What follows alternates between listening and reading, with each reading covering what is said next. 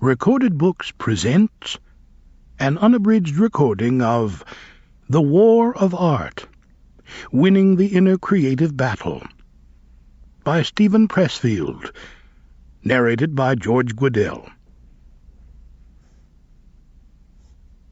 This book is copyrighted 2002 by Steven Pressfield. This recording is copyrighted 2003 by Recorded Books.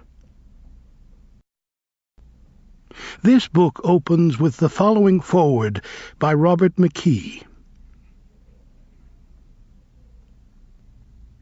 Steven Pressfield wrote The War of Art for me.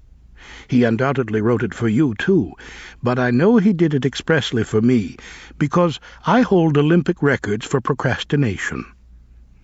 I can procrastinate thinking about my procrastination problem. I can procrastinate dealing with my problem of procrastinating thinking about my procrastination problem. So Pressfield, that devil, asked me to write this foreword against a deadline, knowing that no matter how much I stalled, eventually I'd have to knuckle down and do the work. At the last possible hour I did, and as I leafed through Book 1, Defining the Enemy, I saw myself staring back guilty-eyed from every page. But then Book 2 gave me a battle plan, Book 3 a vision of victory, and as I closed The War of Art, I felt a surge of positive calm. I now know I can win this war, and if I can, so can you. To begin Book 1, Pressfield labels the enemy of creativity resistance, his all-encompassing term for what Freud called the death wish, that destructive force inside human nature that rises whenever we consider a tough, long-term course of action that might do for us or others something that's actually good. He then presents a rogues gallery of the many manifestations of resistance. You will recognize each and every one, for this force lives within us all. Self-sabotage, self-deception, self-corruption. We writers know it as block, a paralysis whose symptoms can bring on appalling behavior. Some years ago, I was as blocked as a Calcutta sewer, so what did I do? I decided to try on all my clothes. To show just how anal I can get, I put on every shirt, pair of pants, sweater, jacket, and sock, sorting them into piles: spring, summer, fall, winter, Salvation Army. Then I tried them on all over again, this time parsing them into spring casual, spring formal, summer casual.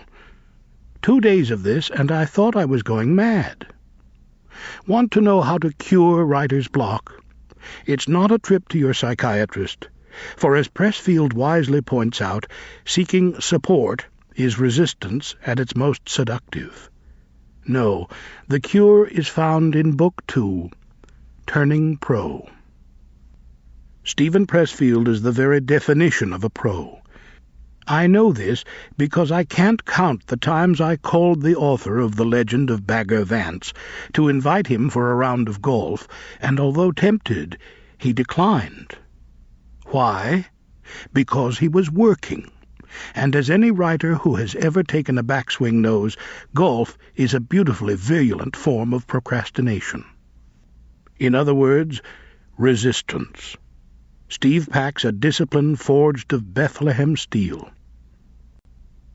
I read Steve's Gates of Fire and Tides of War back-to-back while traveling in Europe. Now, I'm not a lachrymose guy. I hadn't cried over a book since The Red Pony, but these novels got to me. I found myself sitting in cafes, choking back tears over the selfless courage of those Greeks who shaped and saved Western civilization. As I looked beneath his seamless prose and sensed his depth of research, of knowledge of human nature and society, of vividly imagined telling details, I was in awe of the work, all the work that built the foundation of his riveting creations. And I'm not alone in this appreciation. When I bought the books in London, I was told that Steve's novels are now assigned by Oxford history dons, who tell their students that if they wish to rub shoulders with life in classical Greece, read Pressfield. How does an artist achieve that power? In the second book, Pressfield lays out the day-by-day, step-by-step campaign of the professional.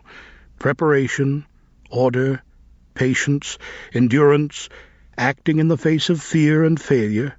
No excuses, no bullshit.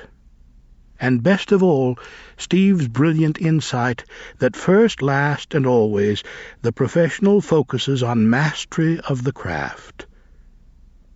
Book 3, The Higher Realm, looks at inspiration, that sublime result that blossoms in the furrows of the professional who straps on the harness and ploughs the fields of his or her art. In Pressfield's words, when we sit down each day and do our work, power concentrates around us. We become like a magnetized rod that attracts iron filings. Ideas come. Insights accrete. On this, the effect of inspiration, Steve and I absolutely agree. Indeed, stunning images and ideas arrive as if from nowhere. In fact, these seemingly spontaneous flashes are so amazing, it's hard to believe that our unworthy selves created them. From where, therefore, does our best stuff come? It's on this point, however, the cause of inspiration, that we see things differently. In Book 1, Steve traces resistance down its evolutionary roots to the genes. I agree, the cause is genetic. That negative force, that dark antagonism to creativity, is embedded deep in our humanity. But in Book 3, he shifts gears and looks for the cause of inspiration not in human nature, but on a higher realm. Then, with a poetic fire, he lays out his belief in muses and angels. The ultimate source of creativity, he argues, is divine. Many, perhaps most, readers will find Book 3 profoundly moving. I, on the other hand, believe that the source of creativity is found on the same plane of reality as resistance. It, too, is genetic. It's called talent, the innate power to discover the hidden connection between two things, images, ideas, words, that no one else has ever seen before, link them, and create for the world a third, utterly unique work. Like our IQ, talent is a gift from our ancestors. If we're lucky, we inherit it. In the fortunate, talented few, the dark dimension of their natures will first resist the labor that creativity demands, but once they commit to the task, their talented side stirs to action and rewards them with astonishing feats. These flashes of creative genius seem to arrive from out of the blue for the obvious reason. They come from the unconscious mind. In short, if the muse exists, she does not whisper to the untalented. So, although Steve and I may differ on the cause, we agree on the effect. When inspiration touches talent, she gives birth to truth and beauty. And when Stephen Pressfield was writing The War of Art, she had her hands all over him. And now, The War of Art. What I do. I get up, take a shower, have breakfast. I read the paper, brush my teeth. If I have phone calls to make, I make them. I've got my coffee now. I put on my lucky work boots and stitch up the lucky laces that my niece Meredith gave me. I head back to my office, crank up the computer. My lucky hooded sweatshirt is draped over the chair, with the lucky charm I got from a gypsy in Sainte-Marie-de-la-Mer for only $8 in francs, and my lucky Largo name tag that came from a dream I once had. I put it on.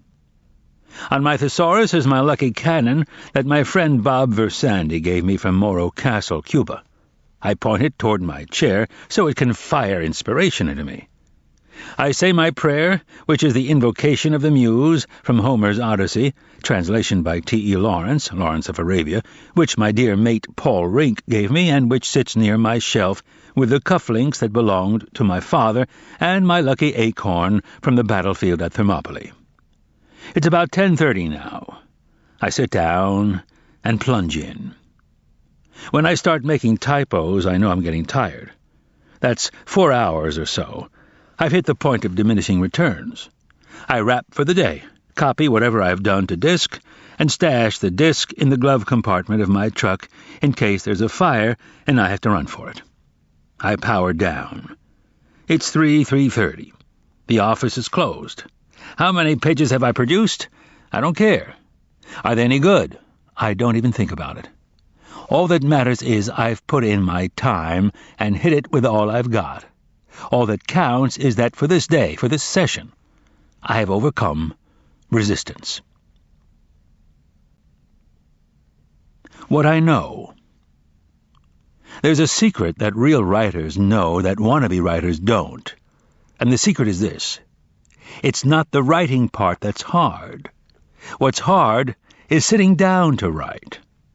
What keeps us from sitting down is resistance. The unlived life. Most of us have two lives, the life we live and the unlived life within us. Between the two stands resistance. Have you ever brought home a treadmill and let it gather dust in the attic? Ever quit a diet, a course of yoga, a meditation practice? Have you ever bailed out on a call to embark upon a spiritual practice, dedicate yourself to a humanitarian calling, commit your life to the service of others? Have you ever wanted to be a mother, a doctor, an advocate for the weak and helpless, to run for office, crusade for the planet, campaign for world peace, or to preserve the environment? Late at night, have you experienced a vision of the person you might become, the work you could accomplish, the realized being you were meant to be? Are you a writer who doesn't write, a painter who doesn't paint, an entrepreneur who never starts a venture? Then you know what resistance is. One night I was laying down. I heard Papa talking to Mama. I heard Papa say to let that boy boogie-woogie, 'cause it's in him, and it's got to come out. John Lee Hooker, Boogie Chillin'. Resistance is the most toxic force on the planet. It is the root of more unhappiness than poverty, disease, and erectile dysfunction. To yield to resistance deforms our spirit. It stunts us and makes us less than we are and were born to be. If you believe in God, and I do, you must declare resistance evil, for it prevents us from achieving the life God intended when He endowed each of us with our own unique genius. Genius is a Latin word. The Romans used it to denote an inner spirit, holy and inviolable, which watches over us, guiding us to our calling. A writer writes with his genius. An artist paints with hers. Everyone who creates operates from this sacramental center. It is our soul's seat, the vessel that holds our being in potential, our star's beacon and Polaris. Every sun casts a shadow, and genius's shadow is resistance. As powerful as is our soul's call to realization, so potent are the forces of resistance arrayed against it. Resistance is faster than a speeding bullet, more powerful than a locomotive, harder to kick than crack cocaine. We're not alone if we've been mowed down by resistance. Millions of good men and women have bitten the dust before us. And here's the biggest bitch. We don't even know what hit us. I never did. From age 24 to 32, resistance kicked my ass from East Coast to West and back again 13 times, and I never even knew it existed. I looked everywhere for the enemy and failed to see it right in front of my face. Have you heard this story? Woman learns she has cancer, 6 months to live. Within days, she quits her job, resumes the dream of writing Tex-Mex songs she gave up to raise a family, or starts studying classical Greek, or moves to the inner city and devotes herself to tending babies with AIDS. Woman's friends think she's crazy. She herself has never been happier. There's a postscript. Woman's cancer goes into remission. Is that what it takes? Do we have to stare death in the face to make us stand up and confront resistance? Does resistance have to cripple and disfigure our lives before we wake up to its existence? How many of us have become drunks and drug addicts, developed tumors and neuroses, succumbed to painkillers, gossip, and compulsive cell phone use simply because we don't do that thing that our hearts, our inner genius, is calling us to? Resistance defeats us. If tomorrow morning, by some stroke of magic, every dazed and benighted soul woke up with the power to take the first step toward pursuing his or her dreams, every shrink in the directory would be out of business. Prisons would stand empty. The alcohol and tobacco industries would collapse, along with the junk food, cosmetic surgery, and infotainment businesses, not to mention pharmaceutical companies, hospitals, and the medical profession from top to bottom. Domestic abuse would become extinct, as would addiction, obesity, migraine headaches, road rage, and dandruff. Look in your own heart. Unless I'm crazy, right now a still small voice is piping up, telling you, as it has 10,000 times, the calling that is yours and yours alone. You know it. No one has to tell you. And unless I'm crazy, you're no closer to taking action on it than you were yesterday, or will be tomorrow. You think resistance isn't real? Resistance will bury you. You know, Hitler wanted to be an artist. At 18, he took his inheritance, 700 kronen, and moved to Vienna to live and study. He applied to the Academy of Fine Arts and later to the School of Architecture. Ever see one of his paintings? Neither have I. Resistance beat him. Call it overstatement, but I'll say it anyway. It was easier for Hitler to start World War II than it was for him to face a blank square of canvas.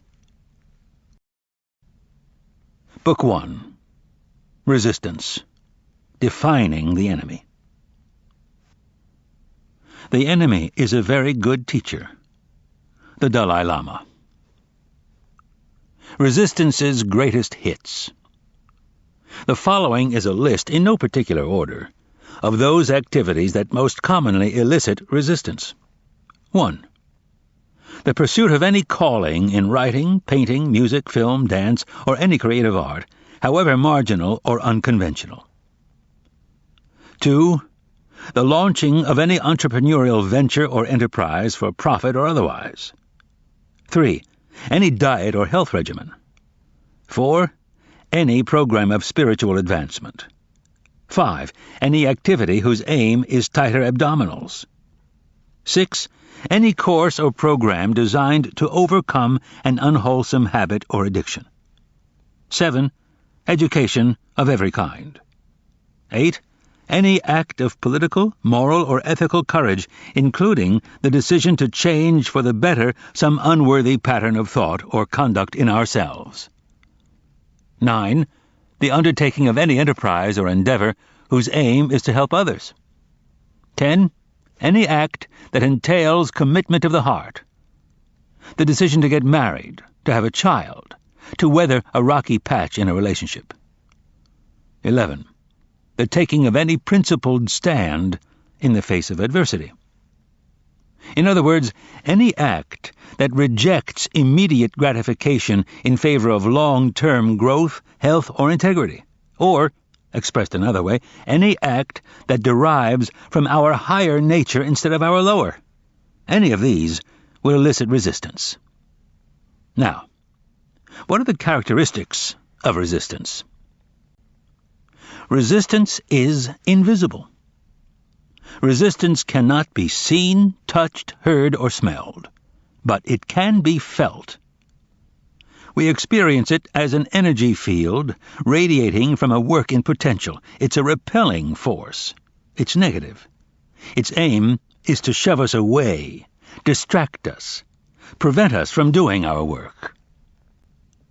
Resistance is internal. Resistance seems to come from outside ourselves. We locate it in spouses, jobs, bosses, kids, peripheral opponents, as Pat Riley used to say when he coached the Los Angeles Lakers. Resistance is not a peripheral opponent. Resistance arises from within. It is self-generated and self-perpetuated. Resistance is the enemy within. Resistance is insidious. Resistance will tell you anything to keep you from doing your work. It will perjure, fabricate, falsify, seduce, bully, cajole.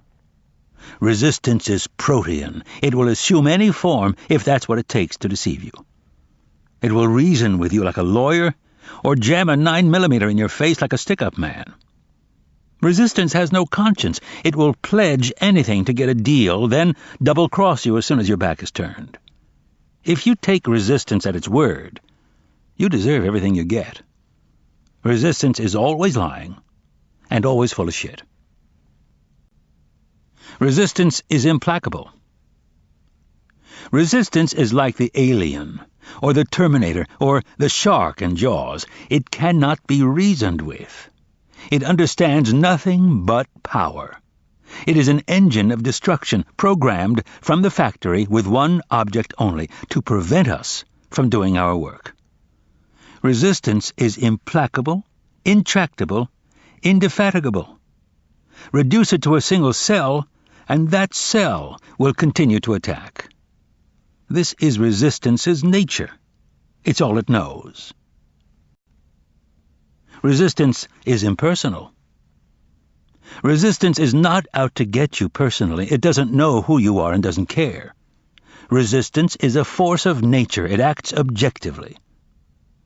Though it feels malevolent, resistance, in fact, operates with the indifference of rain, and transits the heavens by the same laws as the stars. When we marshal our forces to combat resistance, we must remember this. Resistance is infallible. Like a magnetized needle floating on a surface of oil, resistance will unfailingly point to true north, meaning that calling or action it most wants to stop us from doing. We can use this. We can use it as a compass. We can navigate by resistance, letting it guide us to that calling or action that we must follow before all others. Rule of thumb, the more important a call or action is to our soul's evolution, the more resistance we will feel toward pursuing it.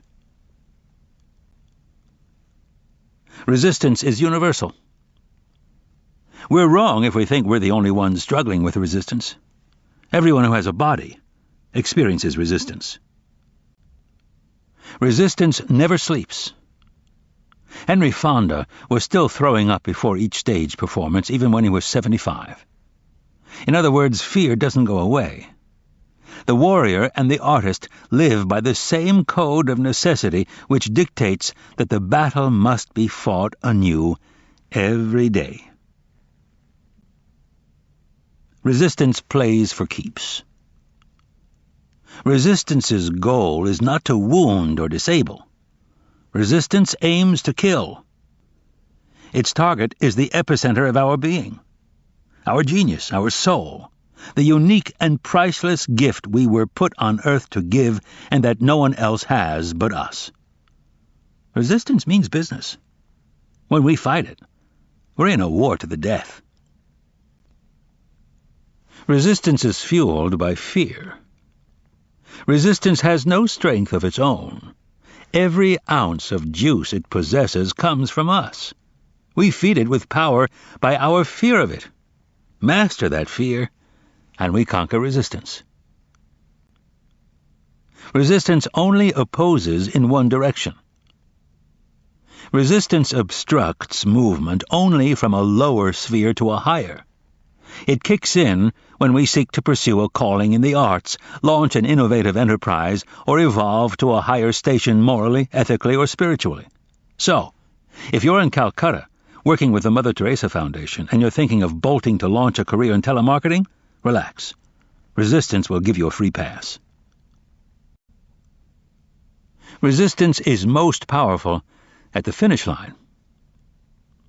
Odysseus almost got home years before his actual homecoming.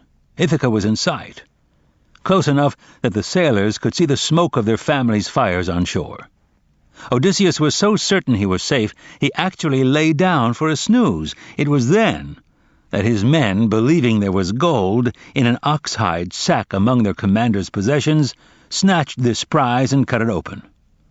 The bag contained the adverse winds which King Aeolus had bottled up for Odysseus when the wanderer had touched earlier at his blessed isle. The winds burst forth now in one mad blow, driving Odysseus's ships back across every league of ocean they had with such difficulty traversed, making him endure further trials and sufferings before, at last and alone, he reached home for good. The danger is greatest when the finish line is in sight. At this point, resistance knows we're about to beat it. It hits the panic button. It marshals one last assault and slams us with everything it's got. The professional must be alert for this counterattack. Be wary at the end. Don't open that bag of wind. Resistance recruits allies. Resistance, by definition, is self-sabotage, but there's a parallel peril that must also be guarded against: sabotage by others. When a writer begins to overcome her resistance, in other words, when she actually starts to write, she may find that those close to her begin acting strange. They may become moody or sullen, they may get sick, they may accuse the awakening writer of changing, of not being the person she was. The closer these people are to the awakening writer, the more bizarrely they will act and the more emotion they will put behind their actions. They are trying to sabotage her. The reason is that they are struggling, consciously or unconsciously, against their own resistance. The awakening writer's success becomes a reproach to them. If she can beat these demons, why can't they? Often, couples or close friends, even entire families, will enter into tacit compacts whereby each individual pledges unconsciously to remain mired in the same slough in which she and all her cronies have become so comfortable. The highest treason a crab can commit is to make a leap for the rim of the bucket. The awakening artist must be ruthless, not only with herself, but with others. Once you make your break, you can't turn around for your buddy who catches his trouser leg on the barbed wire. The best thing you can do for that friend, and he'd tell you this himself if he really is your friend, is to get over the wall and keep motating. The best and only thing that one artist can do for another is to serve as an example and an inspiration.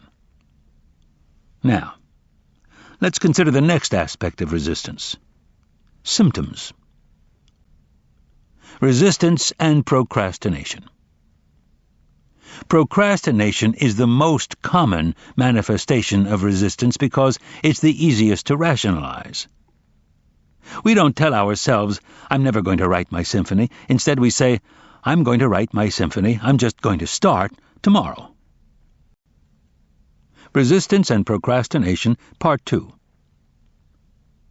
The most pernicious aspect of procrastination is that it can become a habit. We don't just put off our lives today, we put them off till our deathbed. Never forget, this very moment we can change our lives. There never was a moment, and never will be, when we are without the power to alter our destiny. This second, we can turn the tables on resistance. This second, we can sit down and do our work. Resistance and sex. Sometimes resistance takes the form of sex, or an obsessive preoccupation with sex. Why sex? Because sex provides immediate and powerful gratification. When someone sleeps with us, we feel validated and approved of, even loved. Resistance gets a big kick out of that. It knows it has distracted us with a cheap, easy fix and kept us from doing our work. Of course, not all sex is a manifestation of resistance. In my experience, you can tell by the measure of hollowness you feel afterward. The more empty you feel, the more certain you can be that your true motivation was not love or even lust, but resistance. It goes without saying that this principle applies to drugs, shopping, masturbation, TV, gossip, alcohol, and the consumption of all products containing fat, sugar, salt, or chocolate. Resistance and trouble. We get ourselves in trouble because it's a cheap way to get attention. Trouble is a faux form of fame. It's easier to get busted in the bedroom with the faculty chairman's wife than it is to finish that dissertation on the metaphysics of Motley in the novellas of Joseph Conrad. Ill health is a form of trouble, as are alcoholism and drug addiction, proneness to accidents, all neurosis, including compulsive screwing up, and such seemingly benign foibles as jealousy, chronic lateness, and the blasting of rap music at 110 dB from your smoked glass 95 Supra. Anything that draws attention to ourselves through pain-free or artificial means is a manifestation of resistance. Cruelty to others is a form of resistance, as is the willing endurance of cruelty from others. The working artist will not tolerate trouble in her life because she knows trouble prevents her from doing her work. The working artist banishes from her world all sources of trouble. She harnesses the urge for trouble and transforms it in her work. Resistance and self-dramatization. Creating soap opera in our lives is a symptom of resistance. Why put in years of work designing a new software interface when you can get just as much attention by bringing home a boyfriend with a prison record? Sometimes entire families participate unconsciously in a culture of self-dramatization. The kids fuel the tanks, the grown-ups arm the phasers, the whole starship lurches from one spine-tingling episode to another. And the crew knows how to keep it going. If the level of drama drops below a certain threshold, someone jumps in to amp it up. Dad gets drunk, Mom gets sick, Janie shows up for church with an Oakland Raiders tattoo. It's more fun than a movie, and it works. Nobody gets a damn thing done. Sometimes I think of resistance as a sort of evil twin to Santa Claus, who makes his rounds house to house, making sure that everything's taken care of. When he comes to a house that's hooked on self-dramatization, his ruddy cheeks glow, and he giddy-ups away behind his 8 tiny reindeer. He knows there'll be no work done in that house. Resistance and self-medication. Do you regularly ingest any substance, controlled or otherwise, whose aim is the alleviation of depression, anxiety, etc.? I offer the following experience. I once worked as a writer for a big New York ad agency. Our boss used to tell us, invent a disease. Come up with the disease, he said, and we can sell the cure. Attention deficit disorder, seasonal affect disorder, social anxiety disorder. These aren't diseases. They're marketing ploys. Doctors didn't discover them. Copywriters did. Marketing departments did. Drug companies did. Depression and anxiety may be real, but they can also be resistance. When we drug ourselves to blot out our soul's call, we are being good Americans and exemplary consumers. We're doing exactly what TV commercials and pop materialist culture have been brainwashing us to do from birth. Instead of applying self-knowledge, self-discipline, delayed gratification, and hard work, we simply consume a product. Many pedestrians have been maimed or killed at the intersection of resistance and commerce. Resistance and victimhood. Doctors estimate that 70 to 80% of their business is non-health related. People aren't sick. They're self-dramatizing. Sometimes the hardest part of a medical job is keeping a straight face. As Jerry Seinfeld observed of his 20 years of dating, that's a lot of acting fascinated. The acquisition of a condition lends significance to one's existence. An illness, a cross to bear, Some people go from condition to condition. They cure one and another pops up to take its place. The condition becomes a work of art in itself, a shadow version of the real creative act the victim is avoiding by expending so much care cultivating his condition. A victim act is a form of passive aggression. It seeks to achieve gratification not by honest work, or a contribution made out of one's experience or insight or love, but by the manipulation of others through silent and not-so-silent threat. The victim compels others to come to his rescue or to behave as he wishes by holding them hostage to the prospect of his own further illness, meltdown, mental dissolution, or simply by threatening to make their lives so miserable that they do what he wants. Casting yourself as a victim is the antithesis of doing your work. Don't do it. If you're doing it, stop. Resistance and the choice of a mate. Sometimes, if we're not conscious of our own resistance, we'll pick as a mate someone who has or is successfully overcoming resistance. I'm not sure why. Maybe it's easier to endow our partner with the power that we in fact possess but are afraid to act upon. Maybe it's less threatening to believe that our beloved spouse is worthy to live out his or her unlived life while we are not. Or maybe we're hoping to use our mate as a model. Maybe we believe, or wish we could, that some of our spouse's power will rub off on us if we just hang around it long enough. This is how resistance disfigures love. The stew it creates is rich, it's colorful. Tennessee Williams could work it up into a trilogy. But is it love?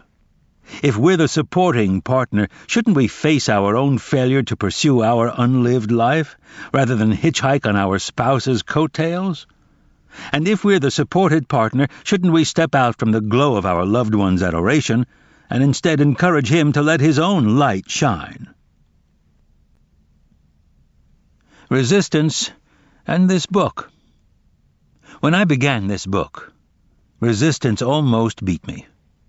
This is the form it took. It told me, the voice in my head, that I was a writer of fiction, not non-fiction, and that I shouldn't be exposing these concepts of resistance literally and overtly. Rather, I should incorporate them metaphorically into a novel. That's a pretty damn subtle and convincing argument. The rationalization resistance presented me with was that I should write, say, a war piece, in which the principles of resistance were expressed as the fear a warrior feels. Resistance also told me I shouldn't seek to instruct or put myself forward as a purveyor of wisdom, that this was vain, egotistical, possibly even corrupt, and that it would work harm to me in the end. That scared me. It made a lot of sense. What finally convinced me to go ahead was simply that I was so unhappy not going ahead. I was developing symptoms. As soon as I sat down and began, I was okay. Resistance and unhappiness.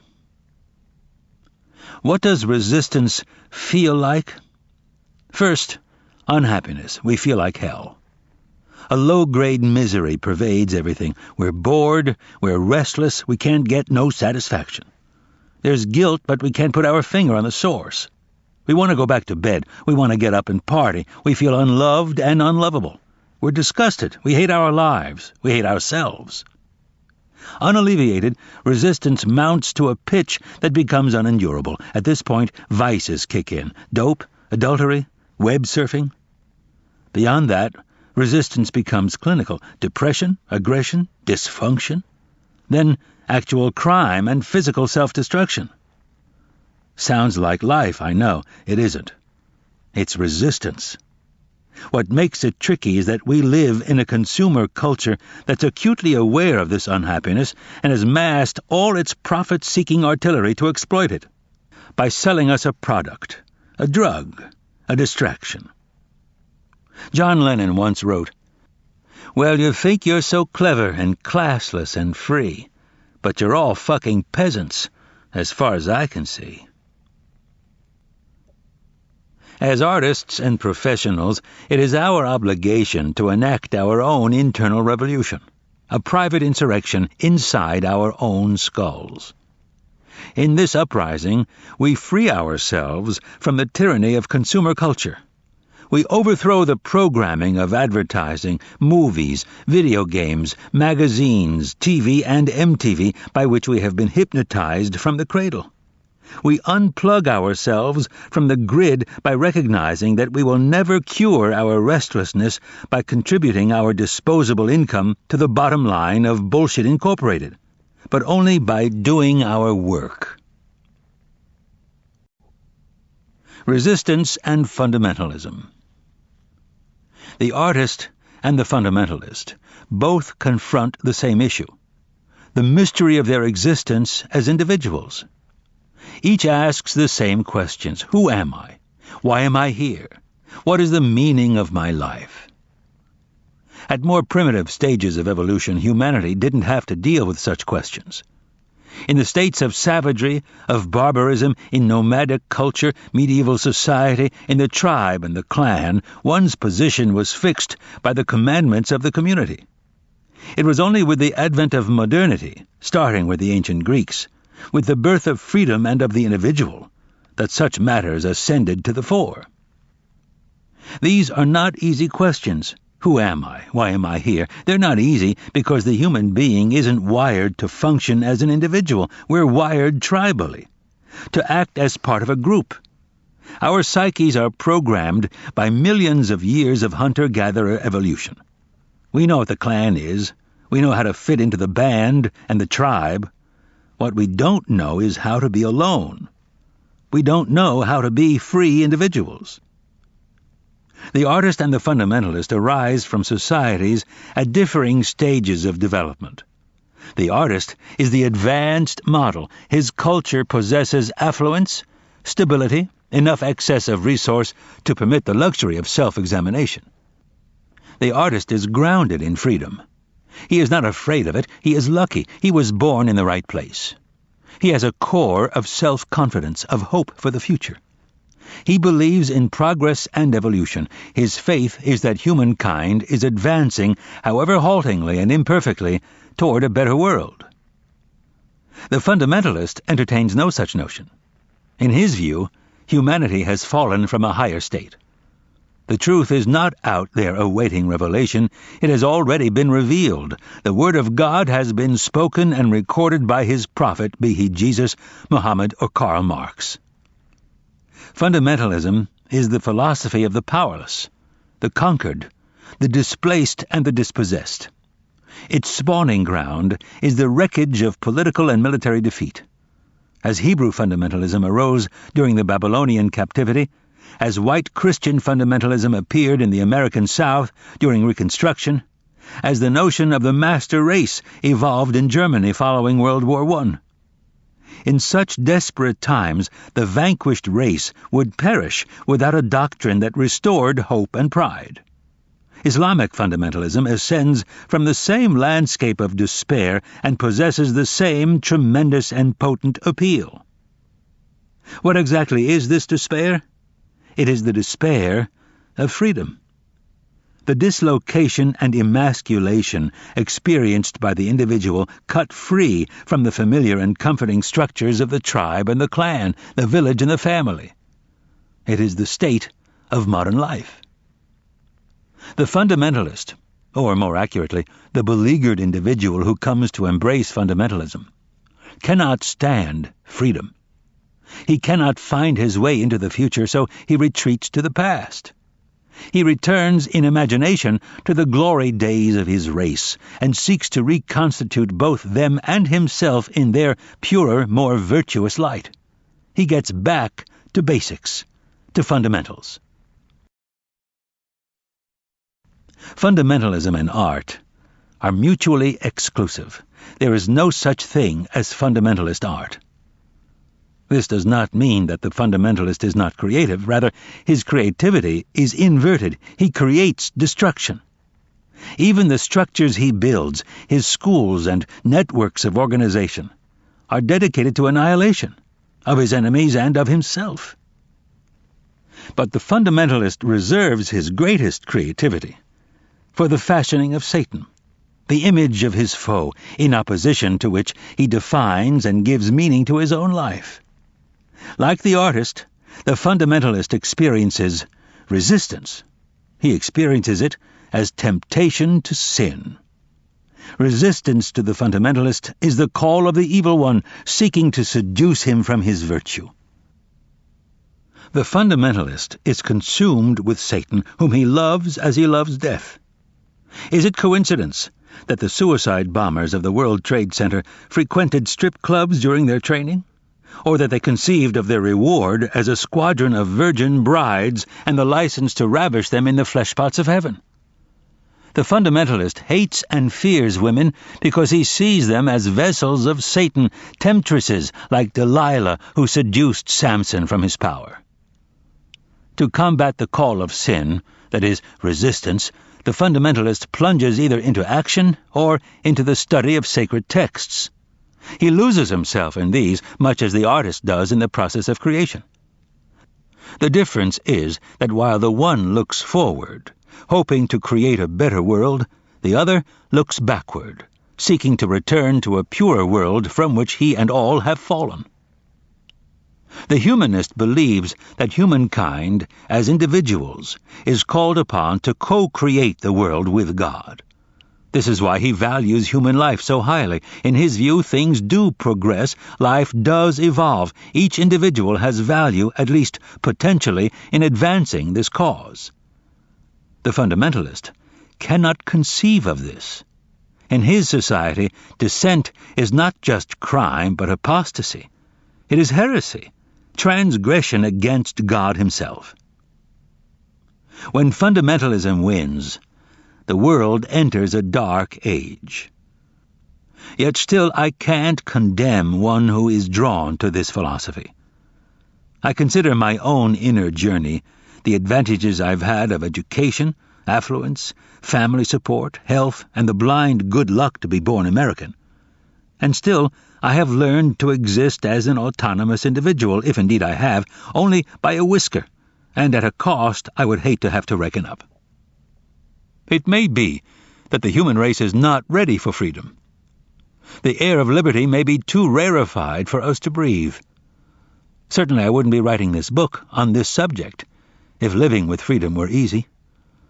The paradox seems to be, as Socrates demonstrated long ago, that the truly free individual is free only to the extent of his own self-mastery, while those who will not govern themselves are condemned to find masters to govern over them. Resistance and criticism. If you find yourself criticizing other people, you're probably doing it out of resistance. When we see others beginning to live their authentic selves, it drives us crazy if we have not lived out our own. Individuals who are realized in their own lives almost never criticize others. If they speak at all, it is to offer encouragement. Watch yourself. Of all the manifestations of resistance, most only harm ourselves. Criticism and cruelty harm others as well. Resistance and self-doubt. Self-doubt can be an ally. This is because it serves as an indicator of aspiration. It reflects love of something we dream of doing, and desire to do it. If you find yourself asking yourself and your friends, am I really a writer? Am I really an artist? Chances are you are. The counterfeit innovator is wildly self-confident. The real one is scared to death. Resistance and fear. Are you paralyzed with fear? That's a good sign. Fear is good. Like self-doubt, fear is an indicator. Fear tells us what we have to do. Remember our rule of thumb. The more scared we are of a work or calling, the more sure we can be that we have to do it. Resistance is experienced as fear. The degree of fear equates to the strength of resistance. Therefore, the more fear we feel about a specific enterprise, the more certain we can be that that enterprise is important to us and to the growth of our soul. That's why we feel so much resistance. If it meant nothing to us, there'd be no resistance. Have you ever watched Inside the Actor's Studio? The host, James Lipton, invariably asks his guests what factors make you decide to take a particular role. The actor always answers, because I'm afraid of it. The professional tackles the project that will make him stretch. He takes on the assignment that will bear him into uncharted waters, compel him to explore unconscious parts of himself. Is he scared? Hell yes. He's petrified. Conversely, the professional turns down roles that he's done before. He's not afraid of them anymore. Why waste his time? So if you're paralyzed with fear, it's a good sign. It shows you what you have to do. Resistance and love. Resistance is directly proportional to love. If you're feeling massive resistance, the good news is it means there's tremendous love there too. If you didn't love the project that is terrifying you, you wouldn't feel anything. The opposite of love isn't hate, it's indifference. The more resistance you experience, the more important your unmanifested art, project, enterprise is to you, and the more gratification you will feel when you finally do it. Resistance and being a star. Grandiose fantasies are a symptom of resistance. They're the sign of an amateur. The professional has learned that success, like happiness, comes as a byproduct of work. The professional concentrates on the work and allows rewards to come or not come, whatever they like. Resistance and isolation. Sometimes we balk at embarking on an enterprise because we're afraid of being alone.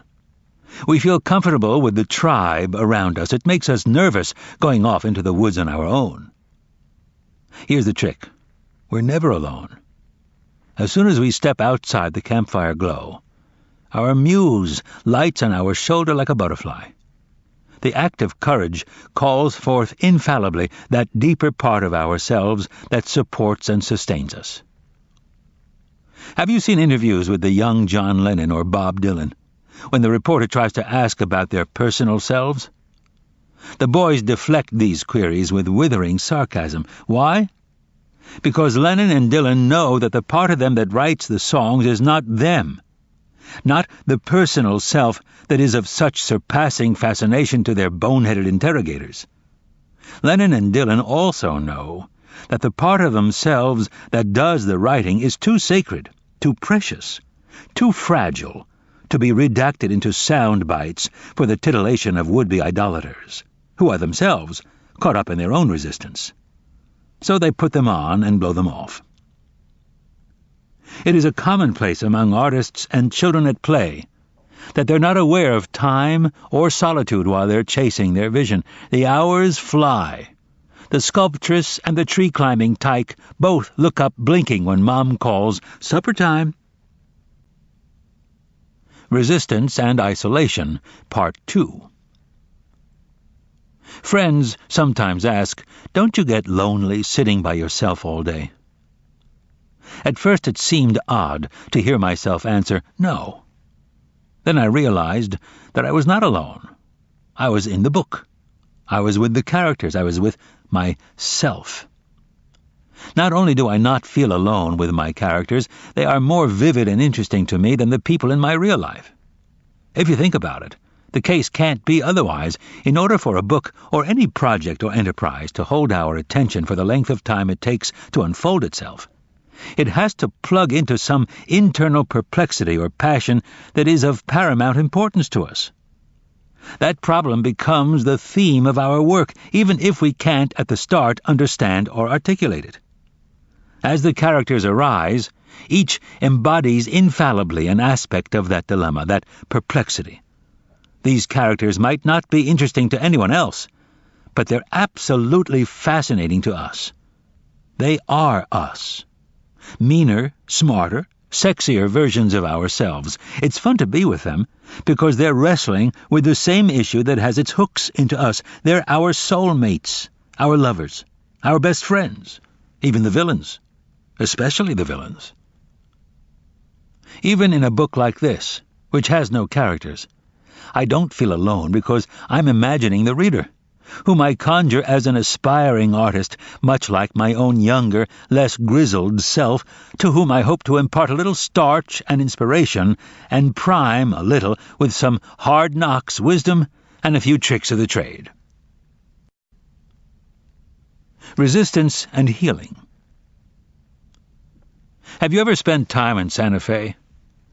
There's a subculture of healing there. The idea is that there's something therapeutic in the atmosphere, a safe place to go and get yourself together. There are other places, Santa Barbara and Ojai, California, come to mind, usually populated by upper-middle-class people with more time and money than they know what to do with, in which a culture of healing also obtains. The concept in all these environments seems to be that one needs to complete his healing before he is ready to do his work. This way of thinking, are you ahead of me, is a form of resistance. What are we trying to heal anyway? The athlete knows the day will never come when he wakes up pain-free. He has to play hurt. Remember, the part of us that we imagine needs healing is not the part we create from. That part is far deeper and stronger. The part we create from can't be touched by anything our parents did or society did. That part is unsullied, uncorrupted, soundproof, waterproof, and bulletproof. In fact, the more troubles we've got, the better and richer that part becomes. The part that needs healing is our personal life. Personal life has nothing to do with work. Besides, what better way of healing than to find our center of self-sovereignty? Isn't that the whole point of healing? I washed up in New York a couple of decades ago, making $20 a night driving a cab and running away full-time from doing my work.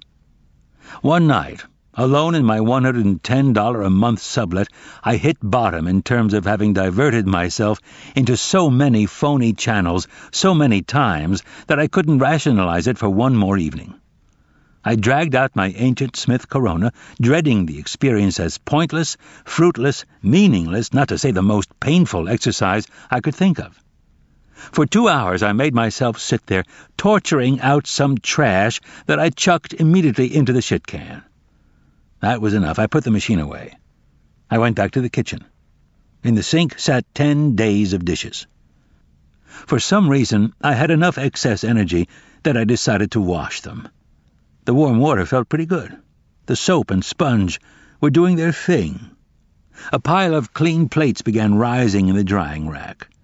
To my amazement, I realized I was whistling. It hit me that I had turned a corner. I was okay. I would be okay from here on. Do you understand? I hadn't written anything good. It might be years before I would, if I ever did at all. That didn't matter. What counted was that I had, after years of running from it, actually sat down and done my work. Don't get me wrong, I've got nothing against true healing. We all need it. But it has nothing to do with doing our work, and it can be a colossal exercise in resistance. Resistance loves healing. Resistance knows that the more psychic energy we expend dredging and re-dredging the tired, boring injustices of our personal lives, the less juice we have to do our work. Resistance and support. Have you ever been to a workshop? These boondoggles are colleges of resistance. They ought to give out PhDs in resistance. What better way of avoiding work than going to a workshop? But what I hate even worse is the word support. Seeking support from friends and family is like having your people gathered around at your deathbed. It's nice, but when the ship sails, all they can do is stand on the dock waving goodbye. Any support we get from persons of flesh and blood is like monopoly money. It's not legal tender in that sphere where we have to do our work. In fact, the more energy we spend stoking up on support from colleagues and loved ones, the weaker we become and the less capable of handling our business. My friend Carol had the following dream at a time when her life felt like it was careening out of control. She was a passenger on a bus. Bruce Springsteen was driving. Suddenly, Springsteen pulled over, handed Carol the keys, and bolted. In the dream, Carol was panicking. How could she drive this huge rolling Greyhound? By now, all the passengers were staring. Clearly, no one else was going to step forward and take charge. Carol took the wheel. To her amazement, she found she could handle it. Later, analyzing the dream, she figured Bruce Springsteen was the boss of her psyche. The bus was the vehicle of her life. The boss was telling Carol it was time to take the wheel. More than that, the dream, by actually setting her down in the driver's seat and letting her feel that she could control the vehicle on the road, was providing her with a simulator run to prime her with the confidence that she could actually take command in her life. A dream like that is real support. It's a check you can cash when you sit down alone to do your work. P.S. When your deeper self delivers a dream like that, don't talk about it. Don't dilute its power. The dream is for you. It's between you and your muse. Shut up and use it. The only exception is you may share it with another comrade in arms if sharing it will help or encourage that comrade in his or her own endeavors. Resistance and rationalization. Rationalization is resistance's right-hand man. Its job is to keep us from feeling the shame we would feel if we truly faced what cowards we are for not doing our work. Michael, don't knock rationalization. Where would we be without it?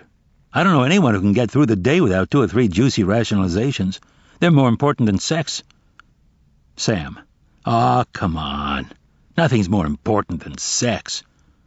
Michael, oh yeah? Have you ever gone a week without a rationalization? Jeff Goldblum and Tom Berenger, in Lawrence Kasdan's The Big Chill. But rationalization has its own sidekick. It's that part of our psyche that actually believes what rationalization tells us. It's one thing to lie to ourselves. It's another thing to believe it. Resistance and Rationalization, Part 2. Resistance is fear, but resistance is too cunning to show itself naked in this form. Why? Because if resistance lets us see clearly that our own fear is preventing us from doing our work, we may feel shame at this, and shame may drive us to act in the face of fear. Resistance doesn't want us to do this, so it brings in rationalization. Rationalization is resistance's spin doctor. It's resistance's way of hiding the big stick behind its back. Instead of showing us our fear, which might shame us and impel us to do our work, resistance presents us with a series of plausible, rational justifications for why we shouldn't do our work. What's particularly insidious about the rationalizations that resistance presents to us is that a lot of them are true. They're legitimate. Our wife may really be in her 8th month of pregnancy. She may in truth need us at home. Our department may really be instituting a changeover that will eat up hours of our time. Indeed, it may make sense to put off finishing our dissertation, at least till after the baby's born. What resistance leaves out, of course, is that all this means diddly. Tolstoy had 13 kids and wrote War and Peace. Lance Armstrong had cancer and won the Tour de France 3 years and counting. Resistance can be beaten. If resistance couldn't be beaten, there would be no Fifth Symphony, no Romeo and Juliet, no Golden Gate Bridge. Defeating resistance is like giving birth. It seems absolutely impossible until you remember that women have been pulling it off successfully, with support and without, for 50 million years. Book 2. Combating Resistance. Turning Pro. It is one thing to study war, and another to live the warrior's life. Telamon of Arcadia, mercenary of the 5th century BC. Professionals and amateurs. Aspiring artists, defeated by resistance, share one trait. They all think like amateurs. They have not yet turned pro. The moment an artist turns pro is as epical as the birth of his first child. With one stroke, everything changes.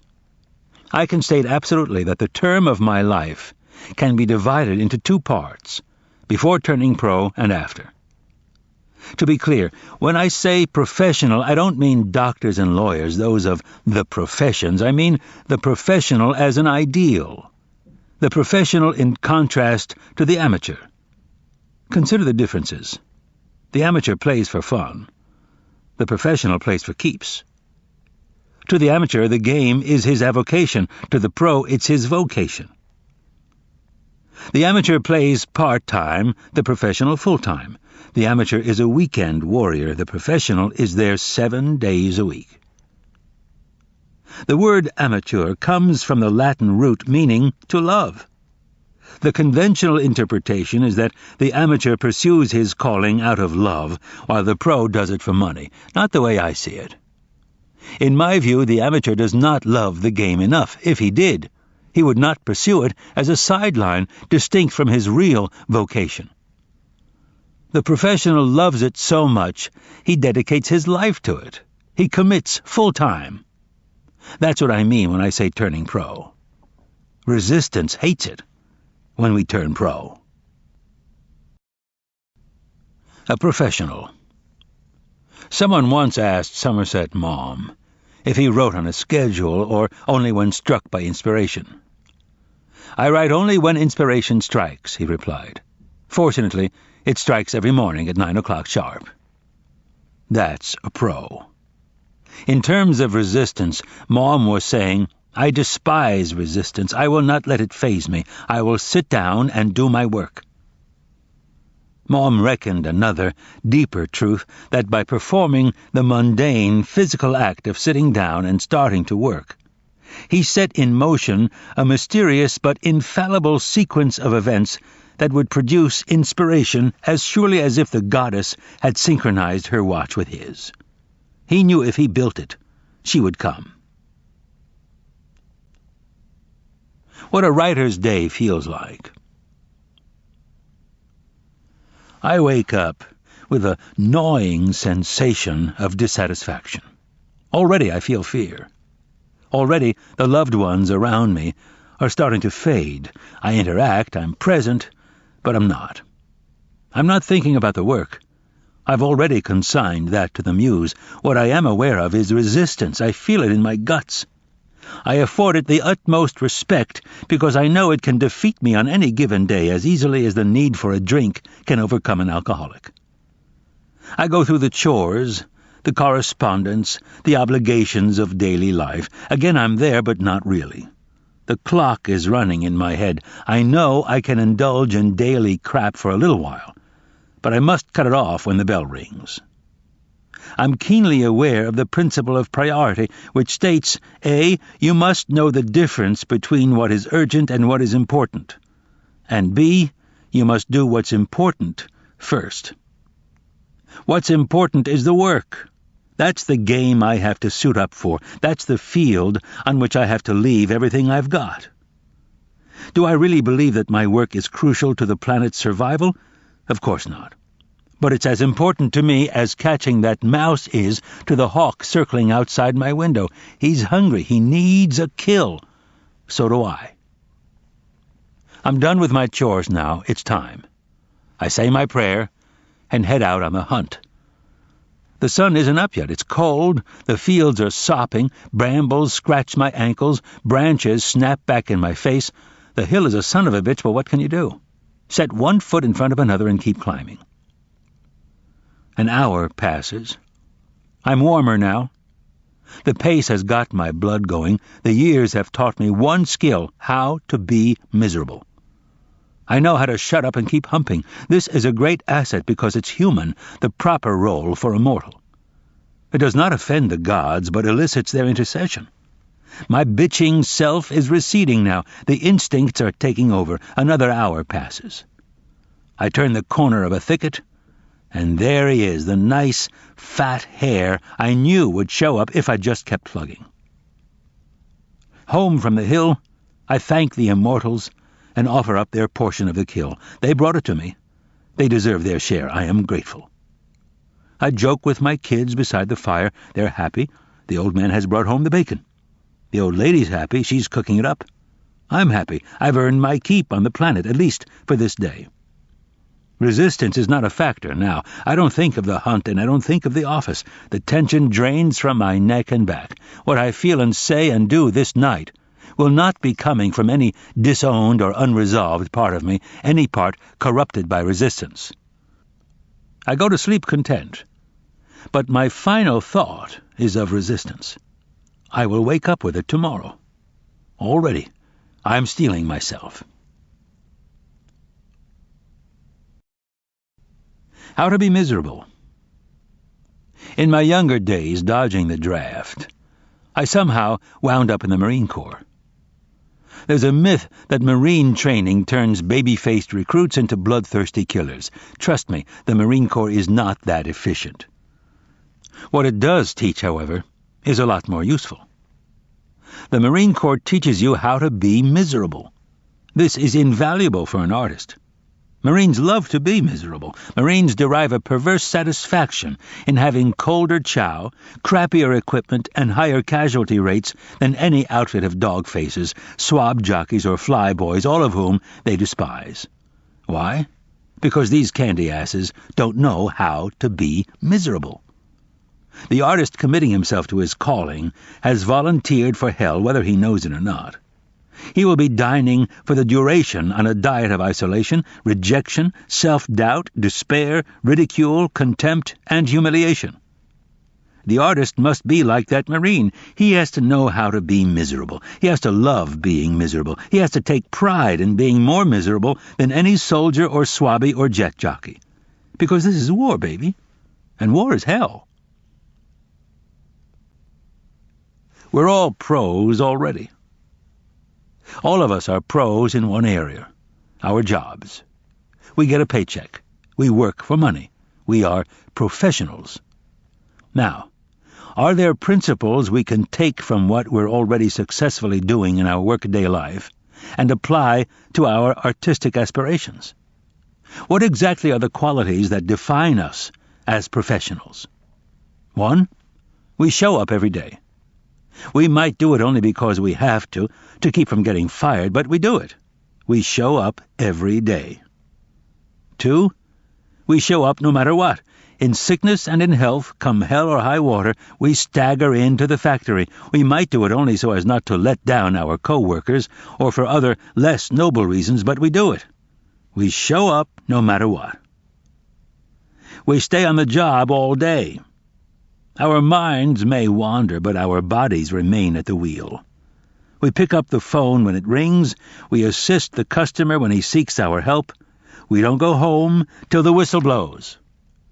4, we are committed over the long haul. Next year we may go to another job, another company, another country, but we'll still be working. Until we hit the lottery, we are part of the labor force. 5, the stakes for us are high and real. This is about survival, feeding our families, educating our children. It's about eating. 6, we accept remuneration for our labor. We're not here for fun. We work for money. 7, we do not over-identify with our jobs. We may take pride in our work. We may stay late and come in on weekends, but we recognize that we are not our job descriptions. The amateur, on the other hand, over-identifies with his avocation, his artistic aspiration. He defines himself by it. He is a musician, a painter, a playwright. Resistance loves this. Resistance knows that the amateur composer will never write his symphony because he is overly invested in its success and over-terrified of its failure. The amateur takes it so seriously, it paralyzes him. 8, we master the technique of our jobs. 9, We have a sense of humor about our jobs. 10. We receive praise or blame in the real world.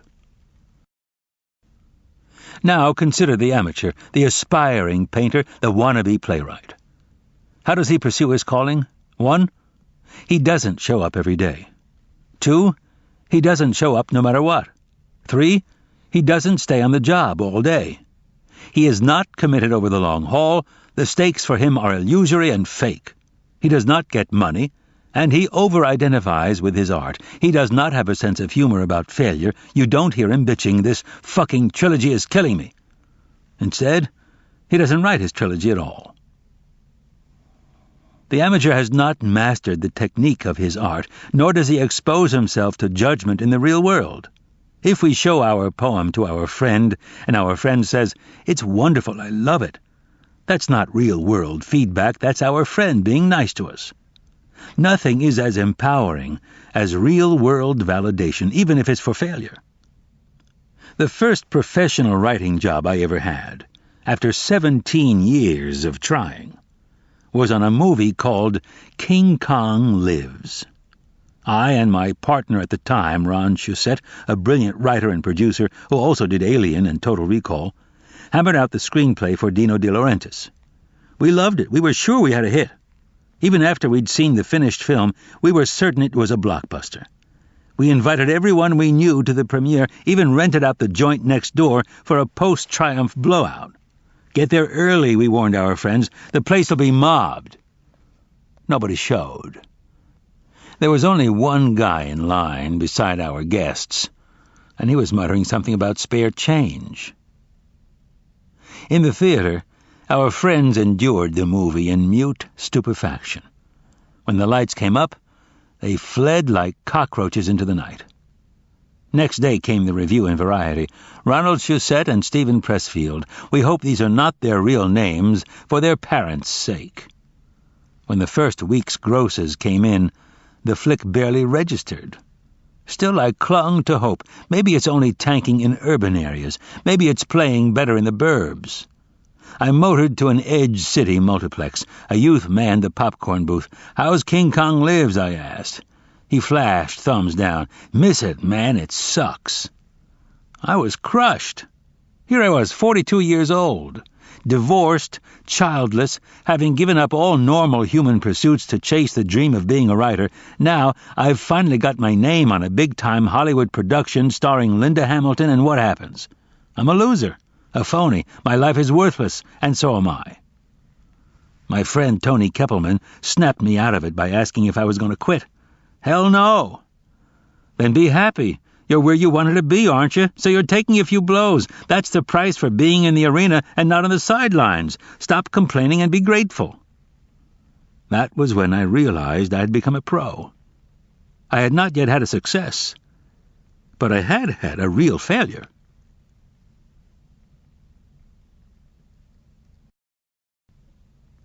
For love of the game. To clarify a point about professionalism, the professional, though he accepts money, does his work out of love. He has to love it. Otherwise, he wouldn't devote his life to it of his own free will. The professional has learned, however, that too much love can be a bad thing. Too much love can make him choke. The seeming detachment of the professional, the cold-blooded character to his demeanor, is a compensating device to keep him from loving the game so much that he freezes in action. Playing for money, or adopting the attitude of one who plays for money, lowers the fever.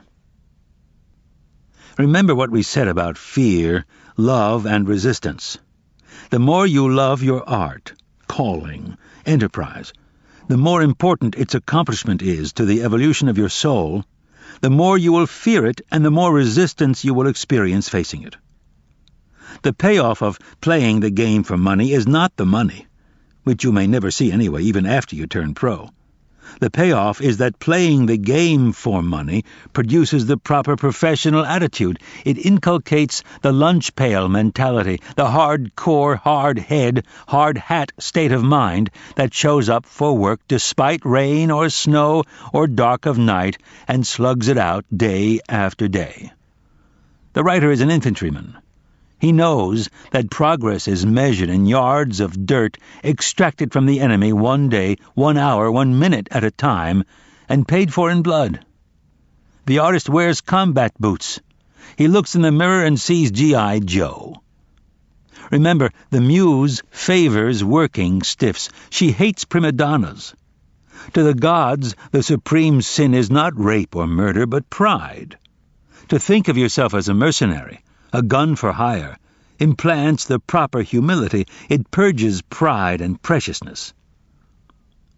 Resistance loves pride and preciousness. Resistance says, show me a writer who's too good to take job X or assignment Y, and I'll show you a guy I can crack like a walnut.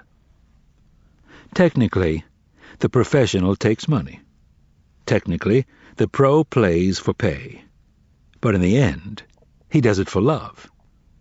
Now, let's consider, what are the aspects of the professional?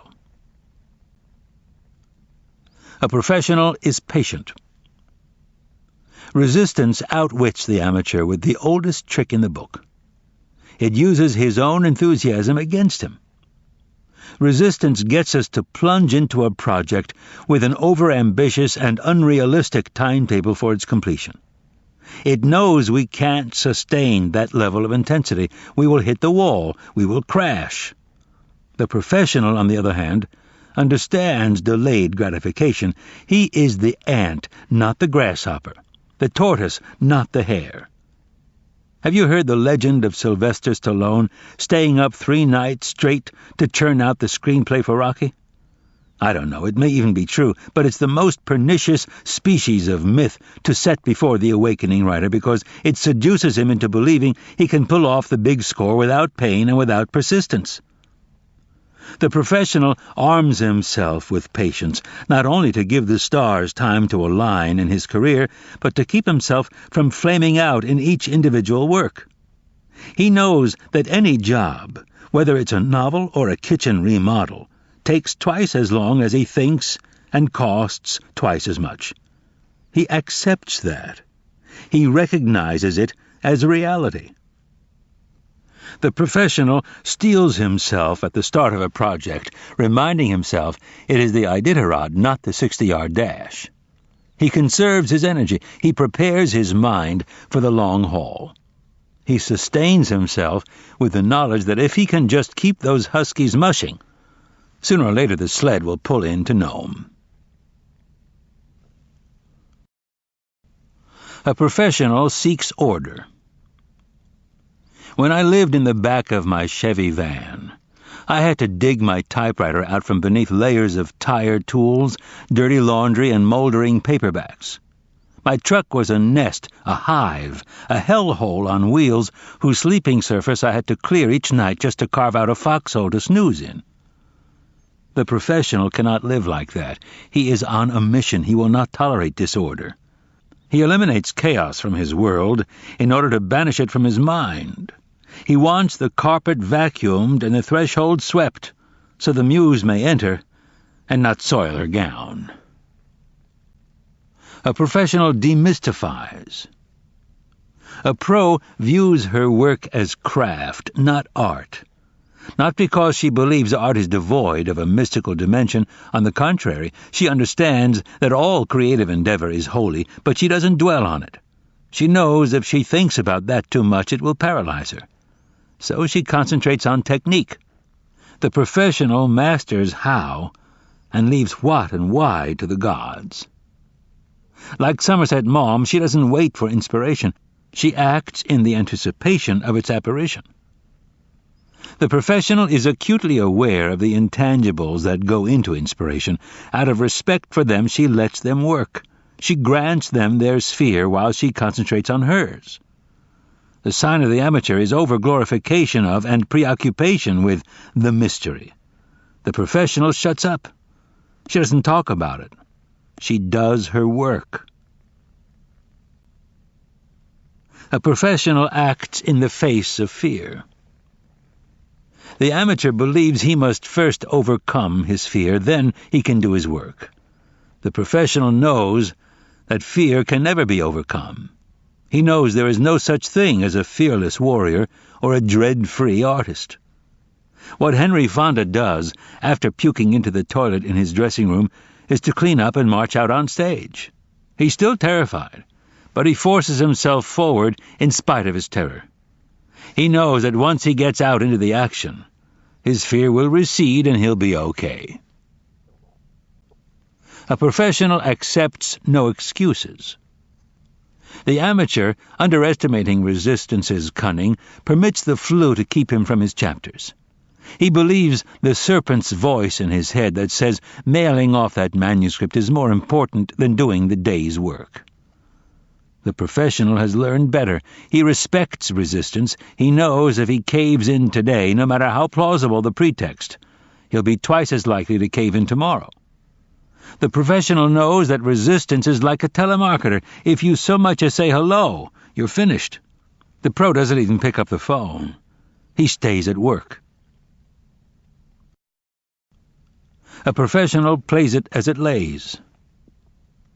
My friend the Hawk and I were playing the first hole at Prestwick in Scotland. The wind was howling out of the left. I started an 8-iron 30 yards to windward, but the gale caught it. I watched in dismay as the ball sailed hard right, hit the green going sideways, and bounded off into the cabbage. Son of a bitch! I turned to our caddy. Did you see the wind take that shot? He gave that look that only Scottish caddies can give. Well, you've got to play the wind now, don't you? The professional conducts his business in the real world. Adversity, injustice, bad hops and rotten calls, even good breaks and lucky bounces all comprise the ground over which the campaign must be waged. The field is level, the professional understands, only in heaven. A professional is prepared. I'm not talking about craft, that goes without saying. The professional is prepared at a deeper level. He is prepared each day to confront his own self-sabotage. The professional understands that resistance is fertile and ingenious. It will throw stuff at him that he's never seen before. The professional prepares mentally to absorb blows and to deliver them. His aim is to take what the day gives him. He is prepared to be prudent and prepared to be reckless, to take a beating when he has to and to go for the throat when he can. He understands that the field alters every day. His goal is not victory. Success will come by itself when it wants to, but to handle himself, his insides, as sturdily and steadily as he can. A professional does not show off. A professional's work has style. It is distinctively his own, but he doesn't let his signature grandstand for him. His style serves the material. He does not impose it as a means of drawing attention to himself. This doesn't mean that the professional doesn't throw down a 360 tomahawk jam from time to time just to let the boys know he's still in business. A professional dedicates himself to mastering technique. The professional respects his craft. He does not consider himself superior to it. He recognizes the contributions of those who have gone before him. He apprentices himself to them. The professional dedicates himself to mastering technique not because he believes technique is a substitute for inspiration, but because he wants to be in possession of the full arsenal of skills when inspiration does come. The professional is sly. He knows that by toiling beside the front door of technique, he leaves room for genius to enter by the back. A professional does not hesitate to ask for help. Tiger Woods is the greatest golfer in the world, yet he has a teacher. He works with Butch Harmon. And Tiger doesn't endure this instruction or suffer through it. He revels in it. It's his keenest professional joy to get out there on the practice tee with Butch to learn more about the game he loves. Tiger Woods is the consummate professional. It would never occur to him, as it would to an amateur, that he knows everything or can figure everything out on his own. On the contrary, he seeks out the most knowledgeable teacher and listens with both ears. The student of the game knows that the levels of revelation that can unfold in golf as in any art, are inexhaustible. A professional distances herself from her instrument. The pro stands at one remove from her instrument, meaning her person, her body, her voice, her talent. The physical, mental, emotional, and psychological being she uses in her work. She does not identify with this instrument. It is simply what God gave her, what she has to work with. She assesses it coolly, impersonally, objectively. The professional identifies with her consciousness and her will, not with the matter that her consciousness and will manipulate to serve her art. Does Madonna walk around the house in cone bras and come fuck me bustiers? She's too busy planning D-Day. Madonna does not identify with Madonna. Madonna employs Madonna.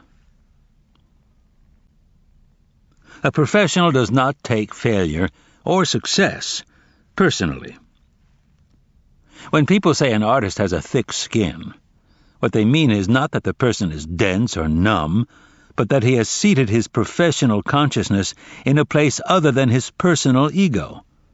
It takes tremendous strength of character to do this because our deepest instincts run counter to it. Evolution has programmed us to feel rejection in our guts. This is how the tribe enforced obedience, by wielding the threat of expulsion. Fear of rejection isn't just psychological, it's biological, it's in our cells. Resistance knows this and uses it against us. It uses fear of rejection to paralyze us and prevent us, if not from doing our work, then from exposing it to public evaluation. I had a dear friend who had labored for years on an excellent and deeply personal novel.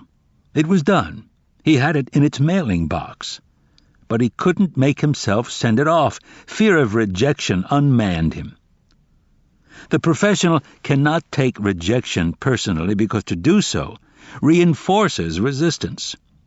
Editors are not the enemy. Critics are not the enemy. Resistance is the enemy. The battle is inside our own heads. We cannot let external criticism, even if it's true, fortify our internal foe. That foe is strong enough already. A professional schools herself to stand apart from her performance, even as she gives herself to it heart and soul. The Bhagavad Gita tells us we have a right only to our labor, not to the fruits of our labor. All the warrior can give is his life. All the athlete can do is leave everything on the field. The professional loves her work. She is invested in it wholeheartedly. But she does not forget that the work is not her. Her artistic self contains many works and many performances. Already the next is percolating inside her. The next will be better, and the one after that better still. The professional self-validates. She is tough-minded. In the face of indifference or adulation, she assesses her stuff coldly and objectively. Where it fell short, she'll improve it. Where it triumphed, she'll make it better still. She'll work harder. She'll be back tomorrow. The professional gives an ear to criticism, seeking to learn and grow, but she never forgets that resistance is using criticism against her on a far more diabolical level. Resistance enlists criticism to reinforce the fifth column of fear already at work inside the artist's head, seeking to break her will and crack her dedication. The professional does not fall for this. Her resolution, before all others, remains. No matter what, I will never let resistance beat me. A professional endures adversity. I had been in Tinseltown 5 years, had finished 9 screenplays on spec, none of which had sold. Finally got a meeting with the big producer. He kept taking phone calls, even as I pitched my stuff. He had one of those headset things, so he didn't even have to pick up a receiver. The calls came in, and he took them. Finally, one came that was personal. "Would you mind?" he asked, indicating the door. "I need some privacy on this one." I exited. The door closed behind me. 10 minutes passed. I was standing out by the secretaries. 20 more minutes passed. Finally, the producer's door opened. He came out, pulling on his jacket. "Oh, I'm so sorry." He had forgotten all about me. I'm human. This hurt. I wasn't a kid either. I was in my 40s, with a rap sheet of failure as long as your arm. The professional cannot let himself take humiliation personally. Humiliation, like rejection and criticism, is the external reflection of internal resistance. The professional endures adversity. He lets the bird shit splash down on his slicker, remembering that it comes clean with a heavy-duty hosing. He himself, his creative center, cannot be buried, even beneath a mountain of guano. His core is bulletproof. Nothing can touch it unless he lets it. I saw a fat, happy old guy once in his Cadillac on the freeway. He had the AC going, Pointer Sisters on the CD, puffing on a stogie. His license plate? Dues paid. The professional keeps his eye on the donut and not on the hole. He reminds himself it's better to be in the arena, getting stomped by the bull, than to be up in the stands or out in the parking lot.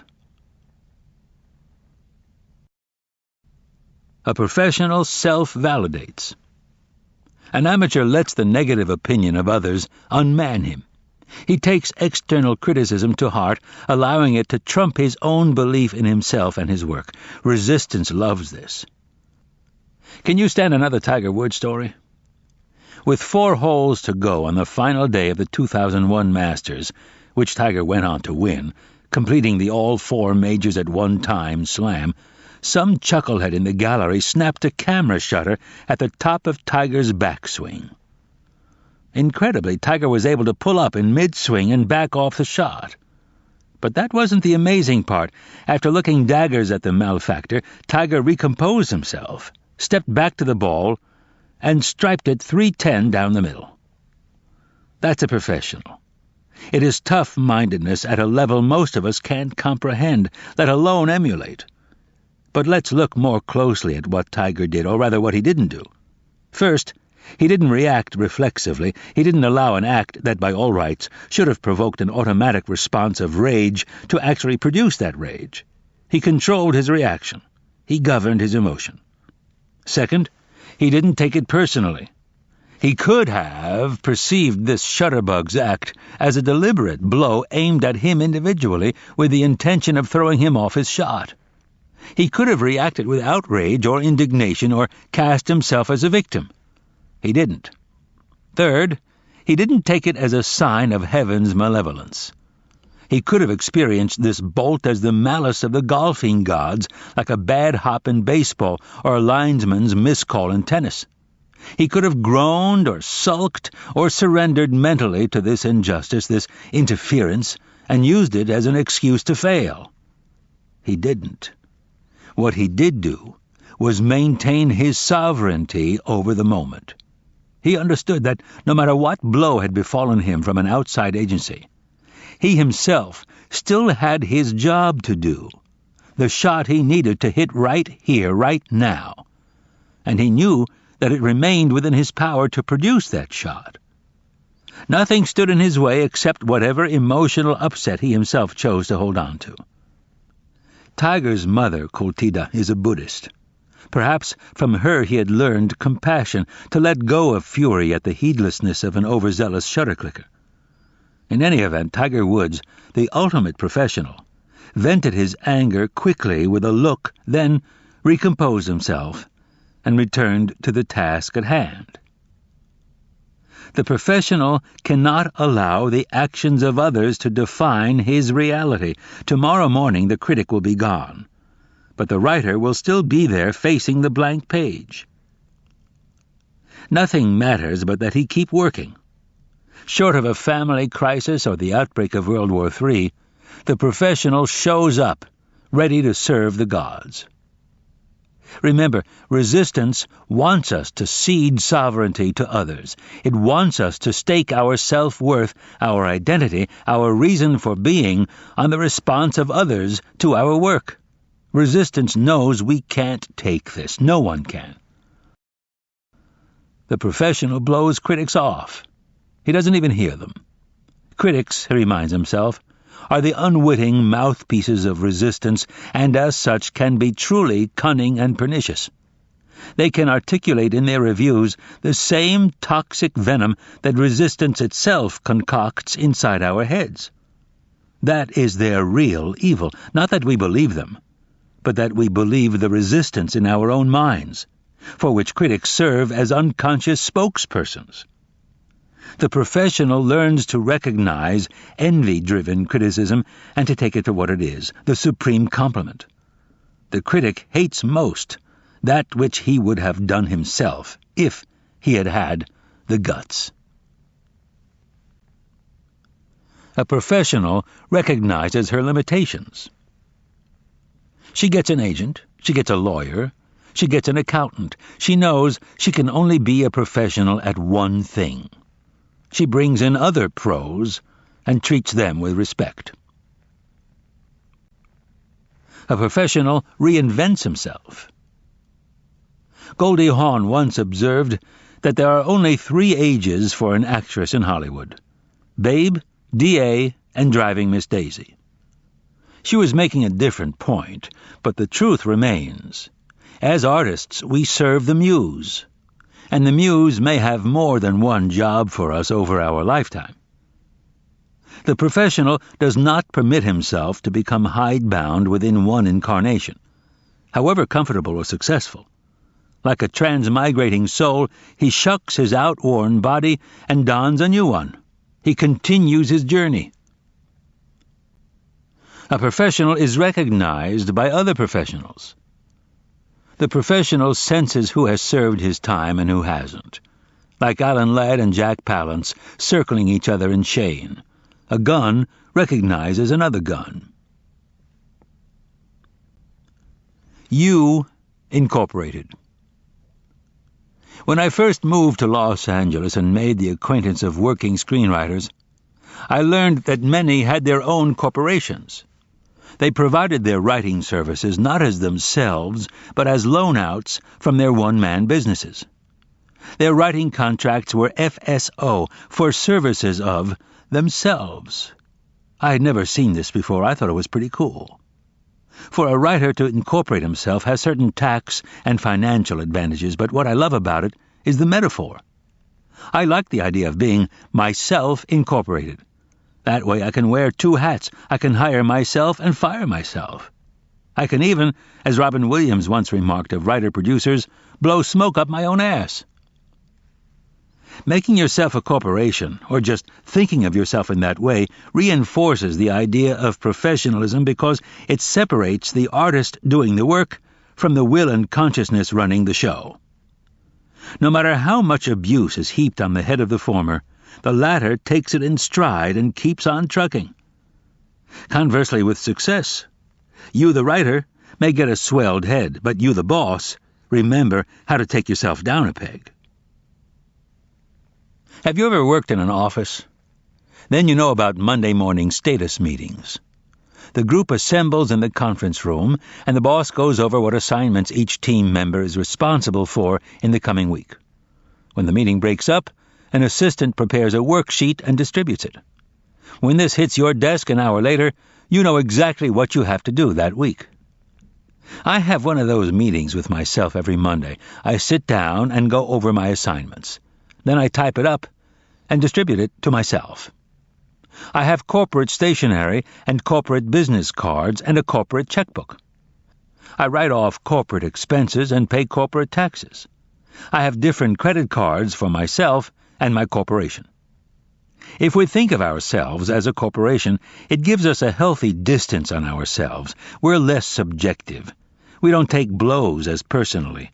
We're more cold-blooded. We can price our wares more realistically. Sometimes, as Joe Blow himself, I'm too mild-mannered to go out and sell. But as Joe Blow Incorporated, I can pimp the hell out of myself. I'm not me anymore. I'm me Incorporated. I'm a pro. A critter that keeps coming. Why does resistance yield to our turning pro? Because resistance is a bully. Resistance has no strength of its own. Its power derives entirely from our fear of it. A bully will back down before the runtiest twerp who stands his ground. The essence of professionalism is the focus upon the work and its demands while we are doing it, to the exclusion of all else. The ancient Spartans schooled themselves to regard the enemy, any enemy, as nameless and faceless. In other words, they believed that if they did their work, no force on earth could stand against them. In The Searchers, John Wayne and Jeffrey Hunter pursue the war chief, Scar, who has kidnapped their young kinswoman, played by Natalie Wood. Winter stops them, but Wayne's character, Ethan Edwards, does not slacken his resolve. He'll return to the trail in spring, he declares, and sooner or later the fugitive's vigilance will slacken. Ethan: seems he never learns there's such a thing as a critter that might just keep coming on. So we'll find him in the end, I promise you that. Just as sure as the turning of the earth. The pro keeps coming on. He beats resistance at its own game by being even more resolute and even more implacable than it is. No mystery. There's no mystery to turning pro. It's a decision brought about by an act of will. We make up our mind to view ourselves as pros, and we do it. Simple as that. Book 3. Beyond Resistance. The Higher Realm. The first duty is to sacrifice to the gods and pray them to grant you the thoughts, words, and deeds likely to render your command most pleasing to the gods, and to bring yourself, your friends, and your city the fullest measure of affection and glory and advantage. Xenophon, the cavalry commander. Angels in the abstract. The next few chapters are going to be about those invisible psychic forces that support and sustain us in our journey toward ourselves. I plan on using terms like muses and angels. Does that make you uncomfortable? If it does, you have my permission to think of angels in the abstract. Consider these forces as being impersonal as gravity. Maybe they are. It's not hard to believe, is it, that a force exists in every grain and seed to make it grow?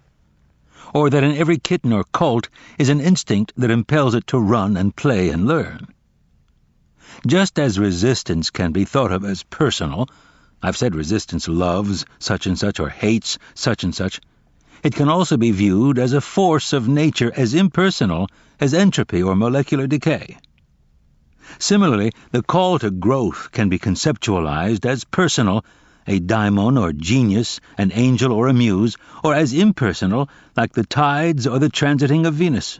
Either way works, as long as we're comfortable with it. Or, if extra-dimensionality doesn't sit well with you in any form, think of it as talent, programmed into our genes by evolution. The point, for the thesis I'm seeking to put forward, is that there are forces we can call our allies. As resistance works to keep us from becoming who we were born to be, equal and opposite powers are counterpoised against it. These are our allies and angels. Approaching the mystery. Why have I stressed professionalism so heavily in the preceding chapters? Because the most important thing about art is to work.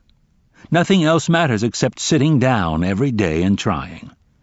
Why is this so important? Because when we sit down day after day and keep grinding, something mysterious starts to happen. A process is set into motion by which, inevitably and infallibly, heaven comes to our aid. Unseen forces enlist in our cause. Serendipity reinforces our purpose. This is the other secret that real artists know and wannabe writers don't. When we sit down each day and do our work, power concentrates around us. The muse takes note of our dedication. She approves. We have earned favor in her sight. When we sit down and work, we become like a magnetized rod that attracts iron filings. Ideas come, insights accrete. Just as resistance has its seat in hell, So creation has its home in heaven. And it's not just a witness, but an eager and active ally. What I call professionalism, someone else might call the artist's code or the warrior's way. It's an attitude of egolessness and service. The knights of the Round Table were chaste and self-effacing, yet they dueled dragons. We're facing dragons too, fire-breathing griffins of the soul, whom we must outfight and outwit to reach the treasure of our self in potential, and to release the maiden who is God's plan and destiny for ourselves, and the answer to why we were put on this planet. Invoking the Muse. The quote from Xenophon that opens this section comes from a pamphlet called The Cavalry Commander, in which the celebrated warrior and historian proffers instruction to those young gentlemen who aspire to be officers of the Athenian Equestrian Corps. He declares that the commander's first duty, before he mucks out a stable or seeks funding from the Defense Review Board, is to sacrifice to the gods and invoke their aid. I do the same thing. The last thing I do before I sit down to work is say my prayer to the Muse. I say it out loud in absolute earnest. Only then do I get down to business. In my late 20s, I rented a little house in Northern California. I had gone there to finish a novel or kill myself trying. By that time, I had blown up a marriage to a girl I loved with all my heart, screwed up 2 careers, blah, blah, etc., all because, though I had no understanding of this at the time, I could not handle resistance. I had one novel 9/10 of the way through, and another at 99/100 before I threw them in the trash. I couldn't finish them. I didn't have the guts. In yielding thusly to resistance, I fell prey to every vice, evil, distraction, you name it, mentioned heretofore, all leading nowhere, and finally washed up in this sleepy California town with my Chevy van, my cat Mo, and my antique Smith Corona. A guy named Paul Rink lived down the street. Look him up. He's in Henry Miller's Big Sur and the Oranges of Hieronymus Bosch. Paul was a writer. He lived in his camper, Moby Dick. I started each day over coffee with Paul. He turned me on to all kinds of authors I had never heard of, lectured me on self-discipline, dedication, the evils of the marketplace. But best of all, he shared with me his prayer, the invocation of the Muse from Homer's Odyssey, the T.E. Lawrence translation. Paul typed it out for me on his even more ancient than mine Manual Remington. I still have it. It's yellow and parched as dust. The merest puff would blow it to powder. In my little house, I had no TV. I never read a newspaper or went to a movie. I just worked. One afternoon, I was banging away in the little bedroom I had converted to an office when I heard my neighbor's radio playing outside. Someone in a loud voice was declaiming, "To preserve, protect, and defend the Constitution of the United States." I came out. "What's going on? Didn't you hear? Nixon's out. They got a new guy in there." I had missed Watergate completely. I was determined to keep working. I had failed so many times, and caused myself and people I loved so much pain thereby, that I felt if I crapped out this time, I would have to hang myself. I didn't know what resistance was then. No one had schooled me in the concept. I felt it, though, big time. I experienced it as a compulsion to self-destruct. I could not finish what I started. The closer I got, the more different ways I'd find to screw it up. I worked for 26 months straight, taking only 2 out for a stint of migrant labor in Washington State, and finally, one day, I got to the last page and typed out, "The End." I never did find a buyer for the book, or the next one either. It was 10 years before I got the first check for something I had written, and 10 more before a novel, The Legend of Bagger Vance, was actually published. But that moment when I first hit the keys to spell out "The End" was epical. I remember rolling the last page out and adding it to the stack that was the finished manuscript. Nobody knew I was done, nobody cared, but I knew. I felt like a dragon I'd been fighting all my life, had just dropped dead at my feet and gasped out its last sulfuric breath. Rest in peace, motherfucker. Next morning, I went over to Paul's for coffee and told him I had finished. "Good for you," he said, without looking up. "Start the next one today." Invoking the Muse, Part 2. Before I met Paul, I had never heard of the Muses. He enlightened me. The Muses were 9 sisters, daughters of Zeus and Mnemosyne, which means memory. Their names are Clio, Erato, Thalia, Terpsichore, Calliope, Polyhymnia, Euterpe, Melpomene, and Urania. Their job is to inspire artists. Each muse is responsible for a different art. There's a neighborhood in New Orleans where the streets are named after the Muses. I lived there once and had no idea. I thought they were just weird names. Here's Socrates, in Plato's Phaedrus, on the noble effect of heaven-sent madness. The third type of possession and madness is possession by the Muses. When this seizes upon a gentle and virgin soul, it rouses it to inspired expression in lyric and other sorts of poetry, and glorifies countless deeds of the heroes of old for the instruction of posterity. But if a man comes to the door of poetry untouched by the madness of the Muses, believing that technique alone will make him a good poet, he and his sane compositions never reach perfection, but are utterly eclipsed by the performances of the inspired madman. The Greek way of apprehending the mystery was to personify it. The ancients sensed powerful primordial forces in the world. To make them approachable, they gave them human faces. They called them Zeus, Apollo, Aphrodite. American Indians felt the same mystery but rendered it in animistic forms: bear teacher, hawk messenger, coyote trickster. Our ancestors were keenly cognizant of forces and energies whose seat was not in this material sphere but in a loftier, more mysterious one. What did they believe about this higher reality? First, they believed that death did not exist there. The gods are immortal. The gods, though not unlike humans, are infinitely more powerful. To defy their will is futile. To act toward heaven with pride is to call down calamity. Time and space display an altered existence in this higher dimension. The gods travel swift as thought. They can tell the future, some of them, and though the playwright Agathon tells us this alone is denied to God, the power to undo the past, yet the immortals can play tricks with time, as we ourselves may sometimes in dreams or visions. The universe, the Greeks believed, was not indifferent. The gods take an interest in human affairs and intercede for good or ill in our designs. The contemporary view is that all this is charming, but preposterous.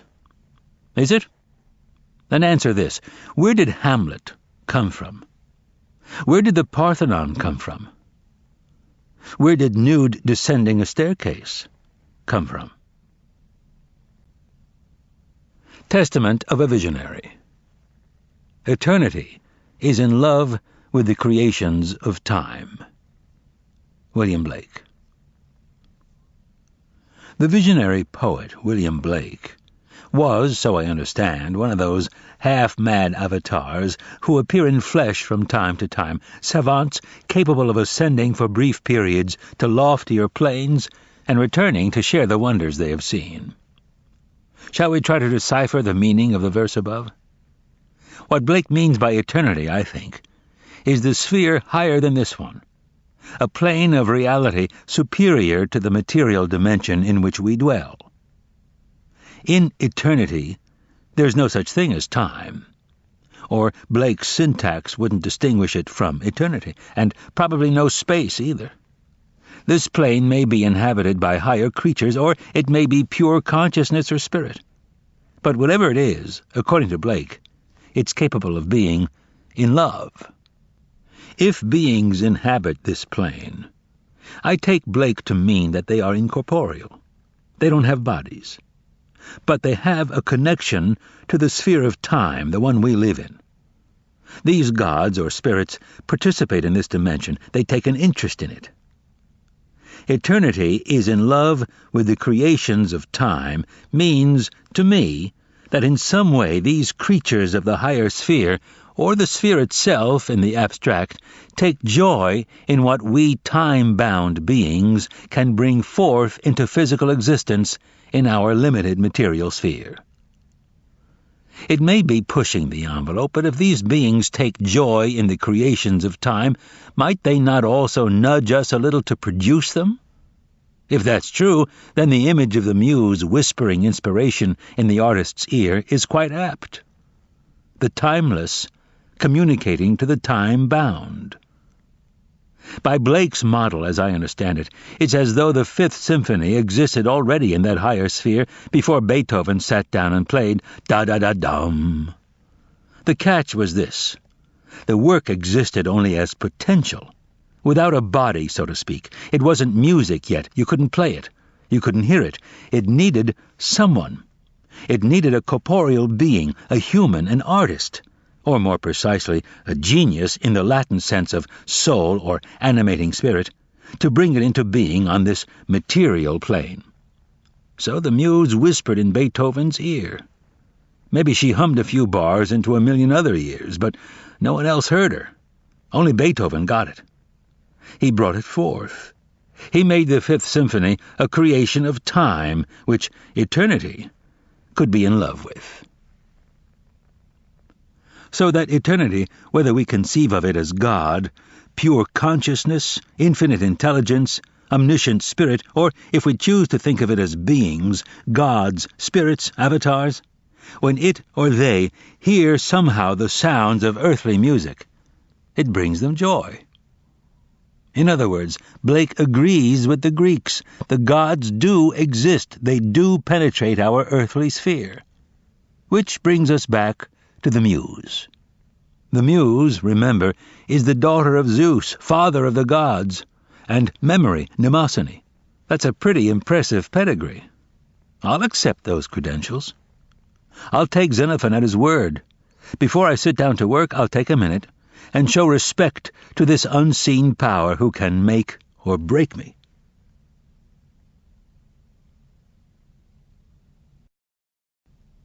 Invoking the Muse, Part 3. Artists have invoked the Muse since time immemorial.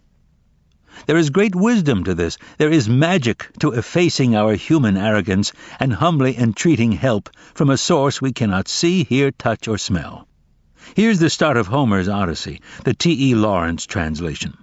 O divine poesy, goddess, daughter of Zeus, sustain for me this song of the various-minded man who, after he had plundered the innermost citadel of hallowed Troy, was made to stray grievously about the coasts of men, the sport of their customs, good and bad, while his heart, through all the seafaring, ached with an agony to redeem himself and bring his company safe home. Vain hope for them. The fools, their own witlessness cast them aside. To destroy for meat the oxen of the most exalted sun, wherefore the sun-god blotted out the day of their return. Make this tale live for us in all its many bearings, O Muse. This passage will reward closer study. First, divine poesy. When we invoke the Muse, we are calling on a force not just from a different plane of reality, but from a holier plane. Goddess, daughter of Zeus. Not only are we invoking divine intercession, but intercession on the highest level, just one remove from the top. Sustain for me. Homer doesn't ask for brilliance or success. He just wants to keep this thing going. This song. That about covers it, from the Brothers Karamazov to your new venture in the plumbing supply business. I love the summation of Odysseus's trials that comprises the body of the invocation.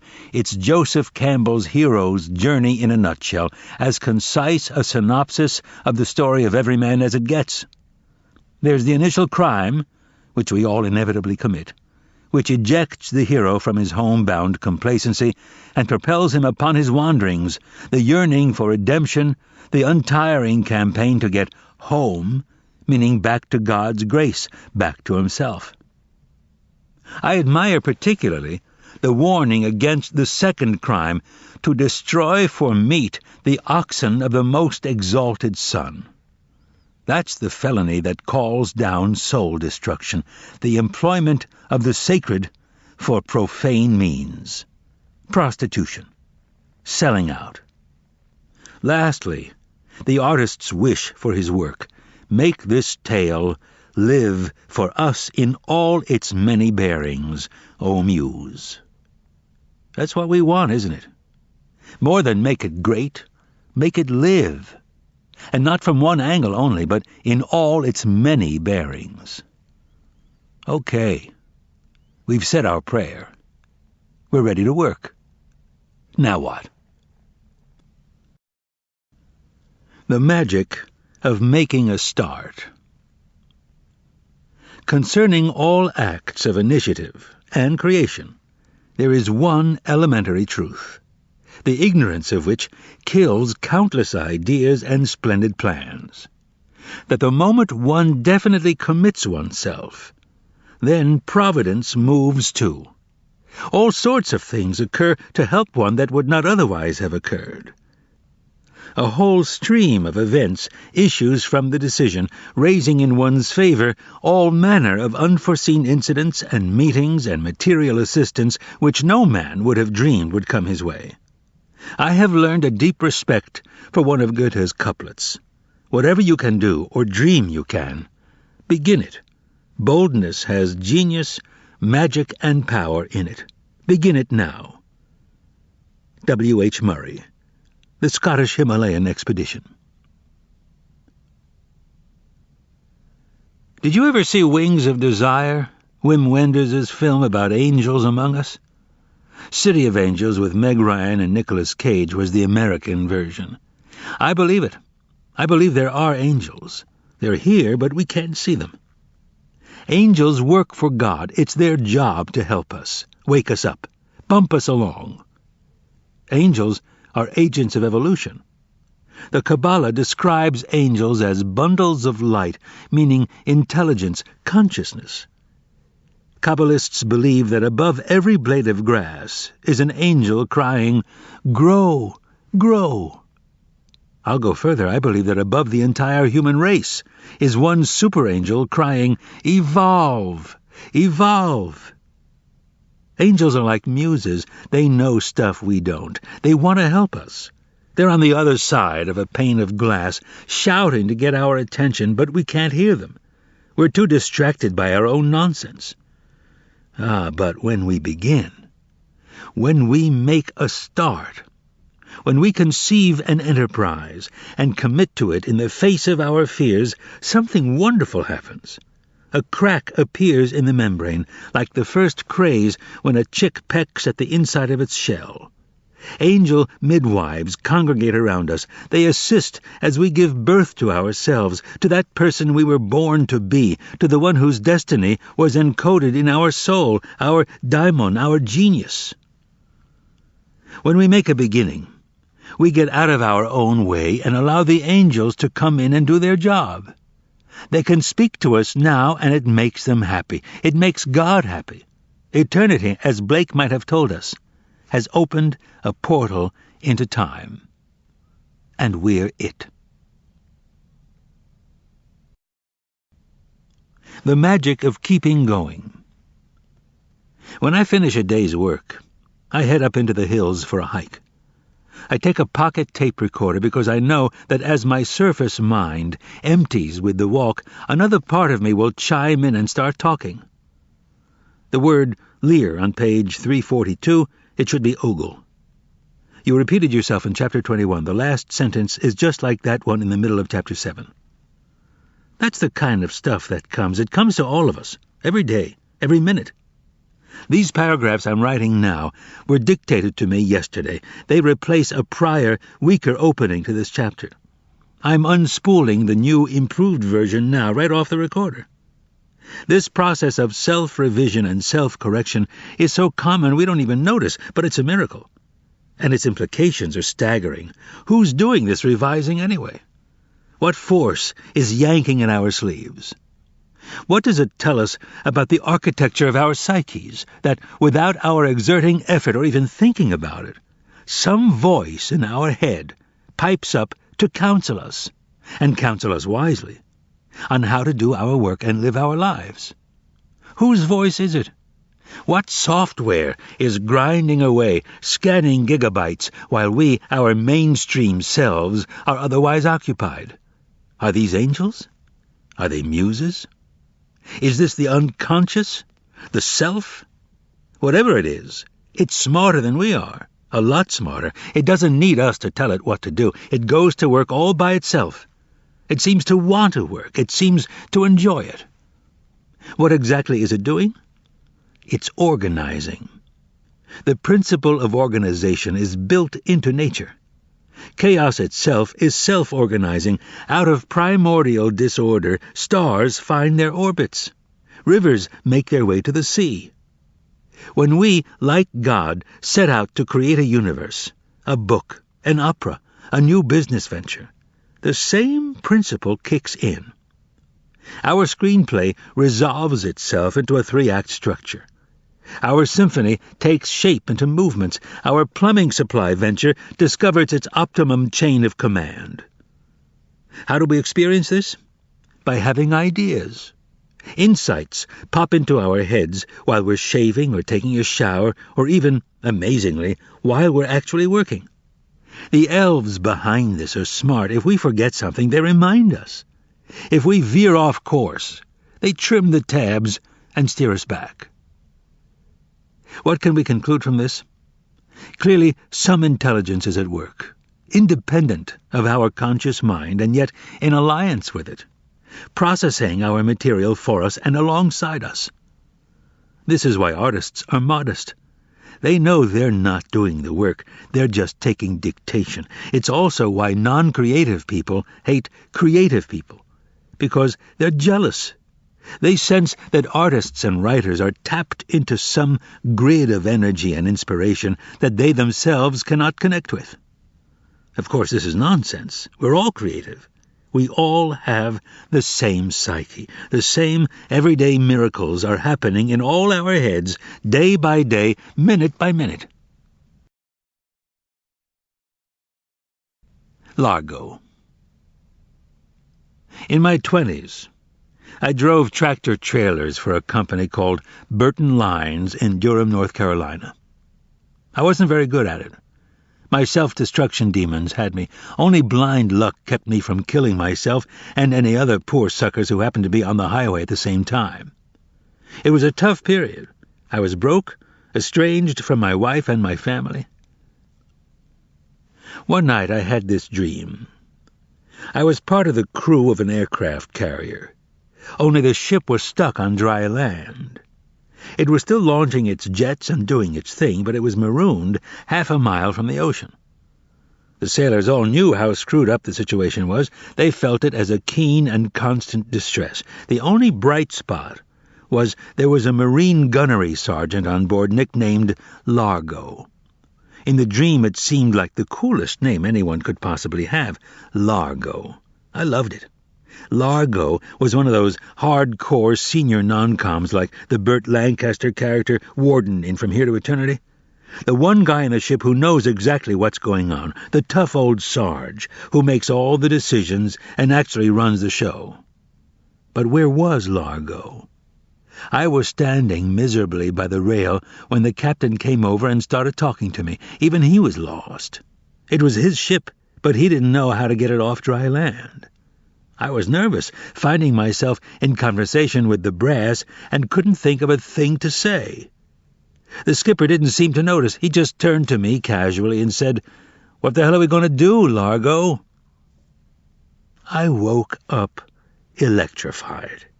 I was Largo. I was the salty old gunny. The power to take charge was in my hands. All I had to do was believe it. Where did this dream come from? Plainly, its intent was benevolent. What was its source? And what does it say about the workings of the universe that such things happen at all? Again, we've all had dreams like that. Again, they're common as dirt. So is the sunrise. That doesn't make it any less a miracle. Before I got to North Carolina, I worked in the oil fields around Buras, Louisiana. I lived in a bunkhouse with a bunch of other transient geeks. One guy had picked up a paperback about meditation in a bookstore in New Orleans. He was teaching me how to do it. I used to go out to this dock after work and see if I could get into it. One night, this came. I was sitting cross-legged when an eagle came and landed on my shoulders. The eagle merged with me and took off flying so that my head became its head and my arms its wings. It felt completely authentic. I could feel the air under my wings, as solid as water feels when you row in it with an oar. It was substantial. You could push off against it. So this was how birds flew. I realized that it was impossible for a bird to fall out of the sky. All it would have to do was extend its wings. The solid air would hold it up with the same power we feel when we stick our hand out the window of a moving car. I was pretty impressed with this movie that was playing in my head, but I still had no idea what it meant. I asked the eagle, "Hey, what am I supposed to be learning from this?" A voice answered, silently, "You're supposed to learn that things that you think are nothing, as weightless as air, are actually powerful, substantial forces, as real and as solid as earth." I understood. The eagle was telling me that dreams, visions, meditations such as this very one, things that I had till now disdained as fantasy and illusion, were as real and as solid as anything in my waking life. I believed the eagle. I got the message. How could I not? I had felt the solidness of the air. I knew he was telling the truth. Which brings us back to the question, where did the eagle come from? Why did he show up at just the right time to tell me just what I needed to hear? Clearly, some unseen intelligence had created him, giving him form as an eagle so that I would understand what it wanted to communicate. This intelligence was babying me along, keeping it simple, making its point in terms so clear and elementary that even someone as numb and asleep as I was could understand.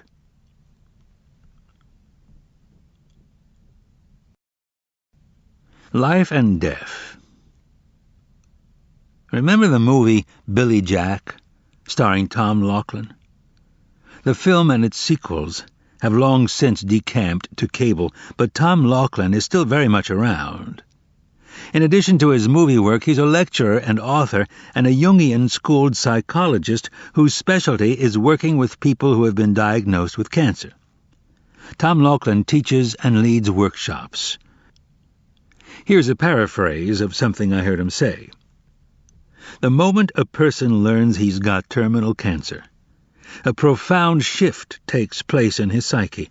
At one stroke in the doctor's office, he becomes aware of what really matters to him. Things that 60 seconds earlier had seemed all-important suddenly appear meaningless, while people and concerns that he had till then dismissed at once take on supreme importance. Maybe, he realizes, working this weekend on that big deal at the office isn't all that vital.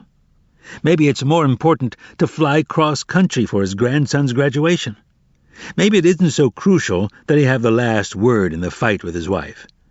Maybe instead he should tell her how much she means to him and how deeply he has always loved her. Other thoughts occurred to the patient diagnosed as terminal. What about that gift he had for music? What became of the passion he once felt to work with the sick and the homeless? Why do these unlived lives return now with such power and poignancy? Faced with our imminent extinction, Tom Laughlin believes all assumptions are called into question. What does our life mean? Have we lived it right? Are there vital acts we've left unperformed, crucial words unspoken? Is it too late? The ego, Jung tells us, is that part of the psyche that we think of as I, our conscious intelligence, our everyday brain that thinks, plans, and runs the show of our day-to-day life. The self, as Jung defined it, is a greater entity, which includes the ego but also incorporates the personal and collective unconscious. Dreams and intuitions come from the self. The archetypes of the unconscious dwell there. It is, Jung believed, the sphere of the soul. What happens in that instant when we learn we may soon die, Tom Laughlin contends, is that the seat of our consciousness shifts. It moves from the ego to the self. The world is entirely new, viewed from the self.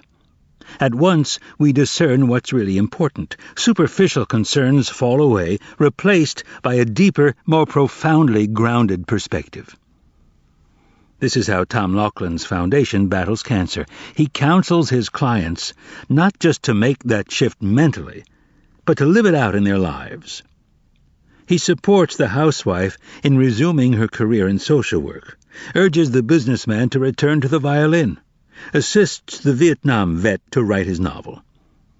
Miraculously, cancers go into remission. People recover.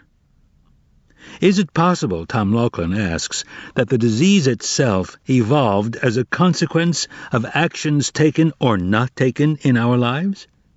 Could our unlived lives have exacted their vengeance upon us in the form of cancer? And if they did, can we cure ourselves now by living these lives out? The ego and the self.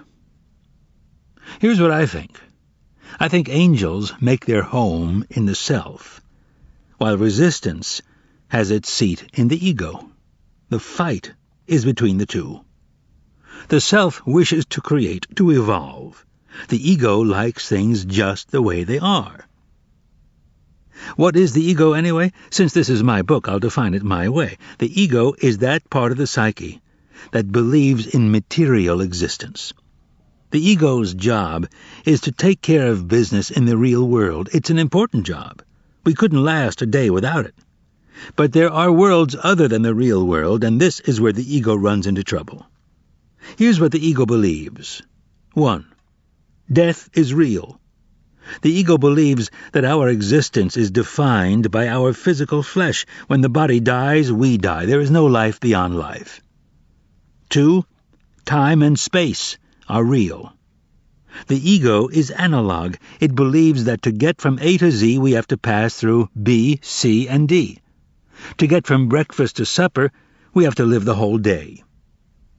3. Every individual is different and separate from every other. The ego believes that I am distinct from you. The twain cannot meet. I can hurt you, and it won't hurt me. 4. The predominant impulse of life is self-preservation. Because our existence is physical and thus vulnerable to innumerable evils, we live and act out of fear in all we do. It is wise, the ego believes, to have children to carry on our line when we die, to achieve great things that will live after us, and to buckle our seatbelts. 5. There is no God. No sphere exists except the physical, and no rules apply except those of the material world.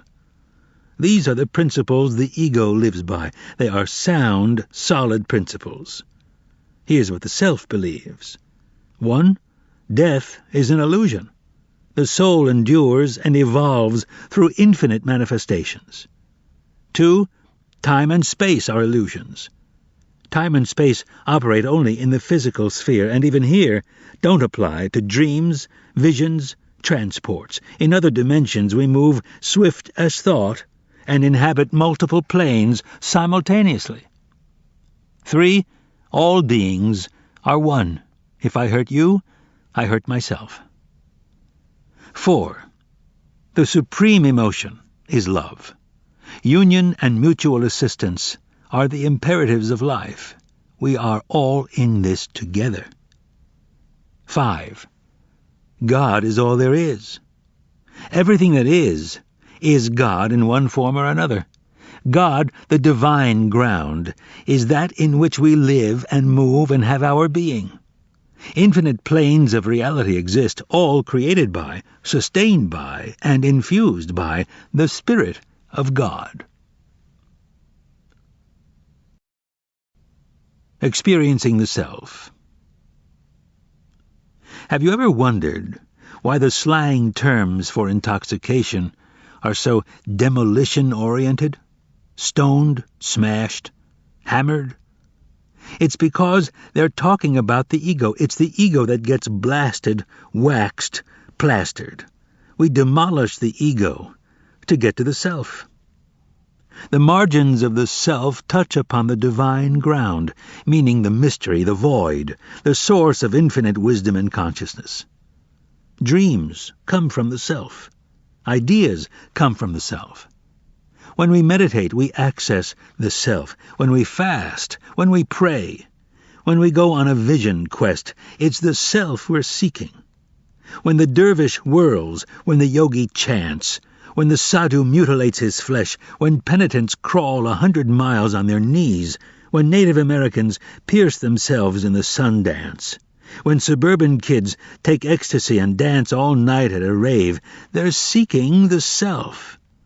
When we deliberately alter our consciousness in any way, we're trying to find the self. When the alcoholic collapses in the gutter, that voice that tells him, "I'll save you," comes from the self. The self is our deepest being. The self is united to God. The self is incapable of falsehood. The self, like the divine ground that permeates it, is ever growing and ever evolving. The self speaks for the future. That's why the ego hates it. The ego hates the self because when we seat our consciousness in the self, we put the ego out of business. The ego doesn't want us to evolve. The ego runs the show right now. It likes things just the way they are. The instinct that pulls us toward art is the impulse to evolve, to learn, to heighten and elevate our consciousness. The ego hates this because the more awake we become, the less we need the ego. The ego hates it when the awakening writer sits down at the typewriter. The ego hates it when the aspiring painter steps up before the easel. The ego hates it because it knows that these souls are awakening to a call, and that call comes from a plane nobler than the material one and from a source deeper and more powerful than the physical. The ego hates the prophet and the visionary because they propel the race upward. The ego hated Socrates and Jesus, Luther and Galileo, Lincoln and JFK and Martin Luther King. The ego hates artists because they are the pathfinders and bearers of the future, because each one dares, in James Joyce's phrase, to forge in the smithy of my soul the uncreated conscience of my race. Such evolution is life-threatening to the ego. It reacts accordingly. It summons its cunning, marshals its troops. The ego produces resistance and attacks the awakening artist. Fear. Resistance feeds on fear. We experience resistance as fear, but fear of what? Fear of the consequences of following our heart. Fear of bankruptcy, fear of poverty, fear of insolvency, fear of groveling when we try to make it on our own, and of groveling when we give up and come crawling back to where we started. Fear of being selfish, of being rotten wives or disloyal husbands. Fear of failing to support our families, of sacrificing their dreams for ours. Fear of betraying our race, our hood, our homies.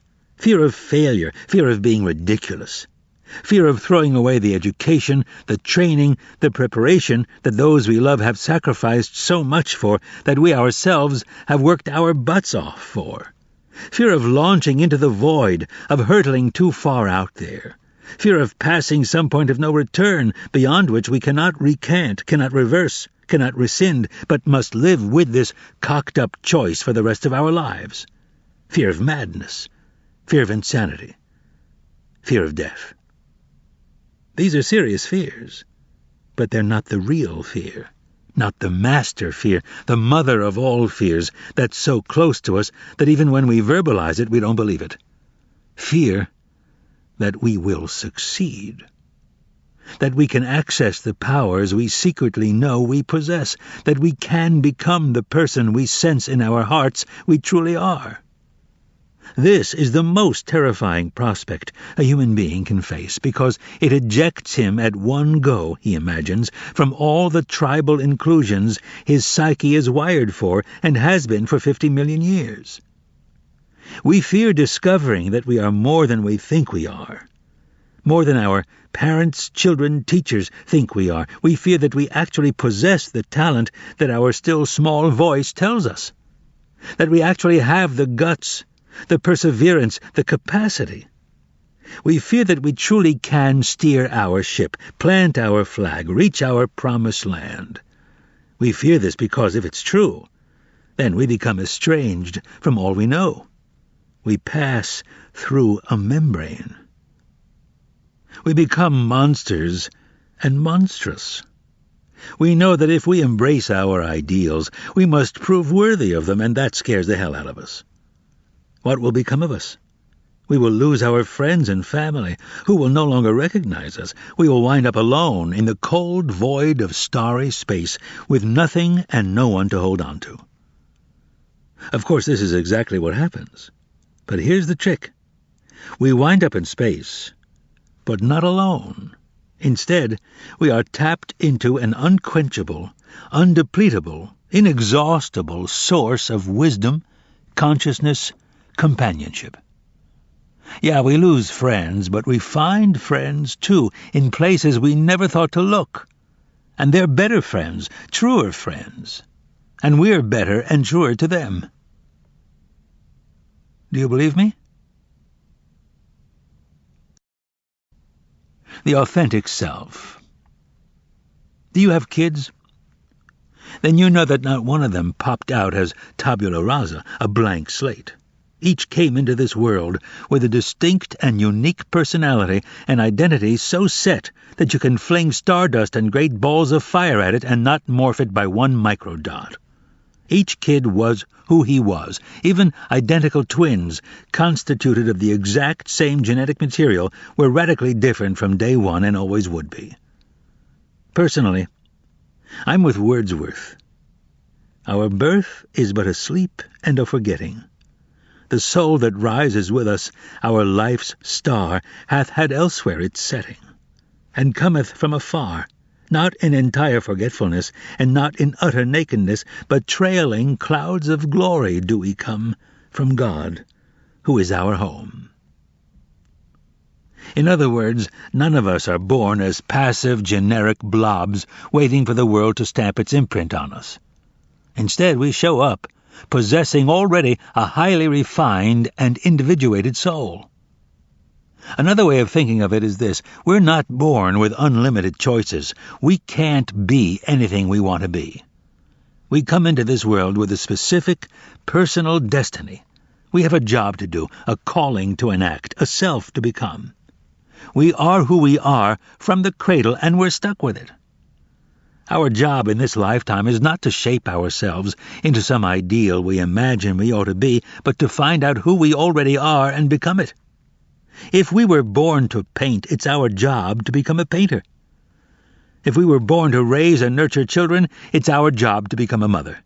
If we were born to overthrow the order of ignorance and injustice of the world, it's our job to realize it and get down to business. Territory versus hierarchy.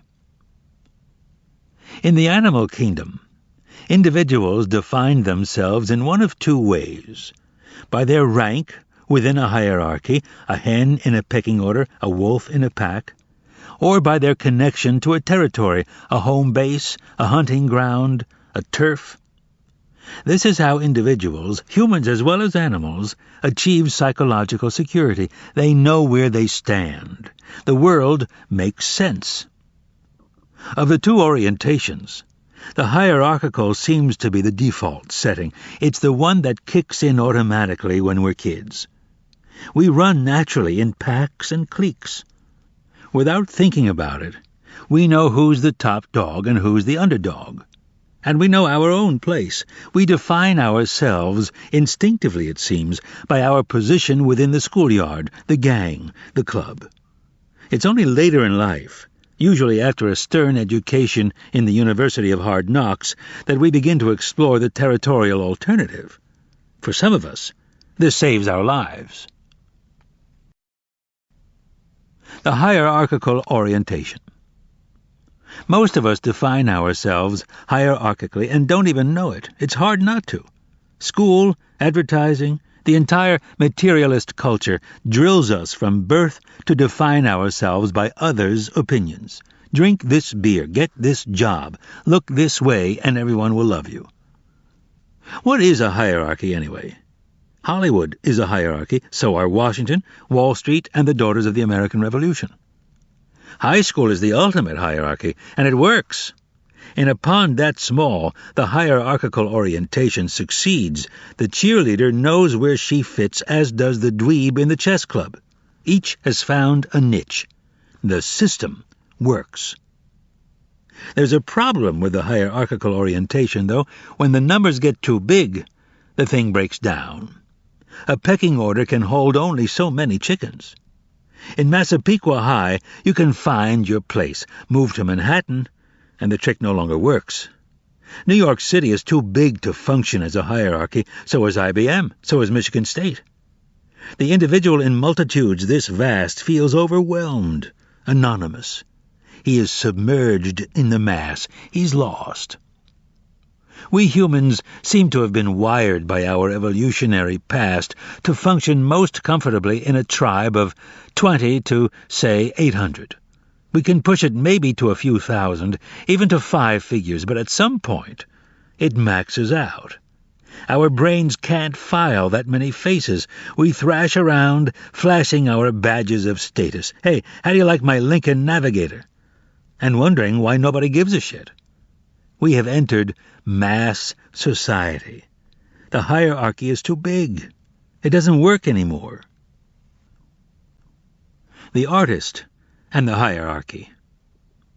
For the artist to define himself hierarchically is fatal. Let's examine why. First, let's look at what happens in a hierarchical orientation. An individual who defines himself by his place in a pecking order will, 1. Compete against all others in the order, seeking to elevate his station by advancing against those above him while defending his place against those beneath. 2. Evaluate his happiness, success, achievement by his rank within the hierarchy, feeling most satisfied when he's high and most miserable when he's low. 3. Act toward others based upon their rank in the hierarchy to the exclusion of all other factors. 4. Evaluate his every move solely by the effect it produces on others. He will act for others, dress for others, speak for others, think for others. But the artist cannot look to others to validate his efforts or his calling. If you don't believe me, ask Van Gogh, who produced masterpiece after masterpiece and never found a buyer in his whole life. The artist must operate territorially. He must do his work for its own sake. To labor in the arts for any reason other than love is prostitution. Recall the fate of Odysseus's men who slew the cattle of the sun. Their own witlessness cast them away, the fools. To destroy for meat the oxen of the most exalted sun, wherefore the sun-god blotted out the day of their return. In the hierarchy, the artist faces outward. Meeting someone new, he asks himself, what can this person do for me? How can this person advance my standing? In the hierarchy, the artist looks up and looks down. The one place he can't look is that place he must, within. The definition of a hack. I learned this from Robert McKee. A hack, he says, is a writer who second-guesses his audience. When the hack sits down to work, he doesn't ask himself what's in his own heart. He asks what the market is looking for.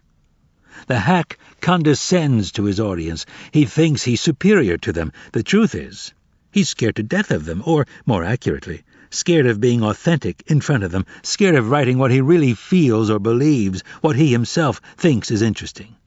He's afraid it won't sell. So he tries to anticipate what the market, a telling word, wants, then gives it to them. In other words, the hack writes hierarchically. He writes what he imagines will play well in the eyes of others. He does not ask himself, what do I myself want to write? What do I think is important?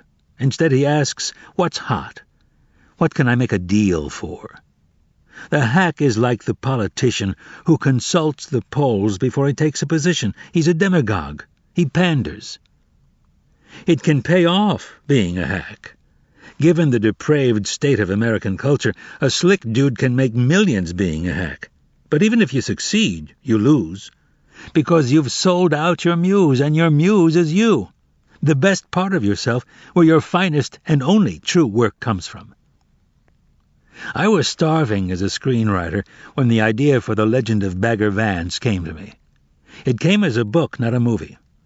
I met with my agent to give him the bad news. We both knew that first novels take forever and sell for nothing. Worse, a novel about golf, even if we could find a publisher, is a straight shot to the remainder bin. But the muse had me. I had to do it. To my amazement, the book succeeded critically and commercially better than anything I'd ever done, and others since have been lucky too. Why? My best guess is this: I trusted what I wanted, not what I thought would work. I did what I myself thought was interesting and left its reception to the gods. The artist can't do his work hierarchically. He has to work territorially. The territorial orientation. There's a three-legged coyote who lives up the hill from me. All the garbage cans in the neighborhood belong to him. It's his territory. Every now and then, some four-legged intruder tries to take over. They can't do it. On his home turf, even a peg-leg critter is invincible. We humans have territories, too. Ours are psychological. Stevie Wonder's territory is the piano. Arnold Schwarzenegger's is the gym. When Bill Gates pulls into the parking lot at Microsoft, he's on his territory. When I sit down to write, I'm on mine. What are the qualities of a territory? 1. A territory provides sustenance. Runners know what a territory is, so do rock climbers and kayakers and yogis. Artists and entrepreneurs know what a territory is. The swimmer who towels off after finishing her laps feels a hell of a lot better than the tired, cranky person who dove into the pool 30 minutes earlier. 2. A territory sustains us without any external input.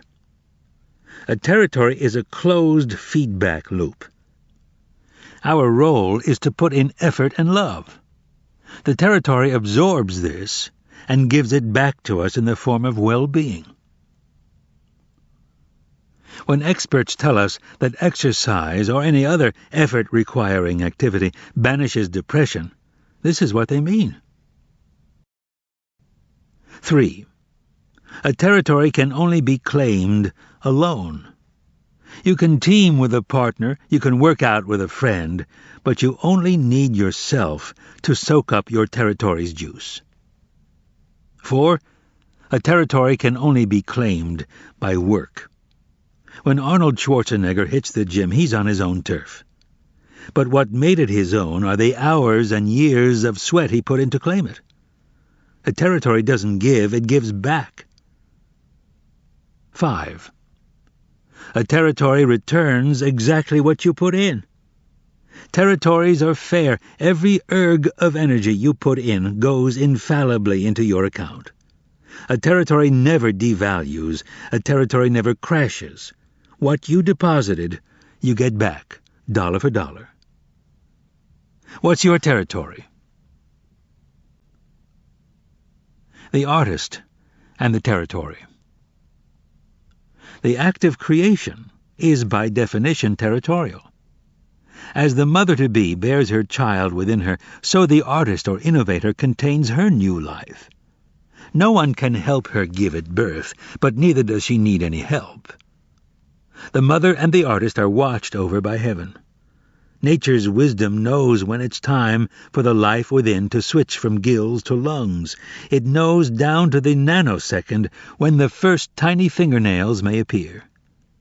When the artist acts hierarchically, she short-circuits the muse. She insults her and pisses her off. The artist and the mother are vehicles, not originators.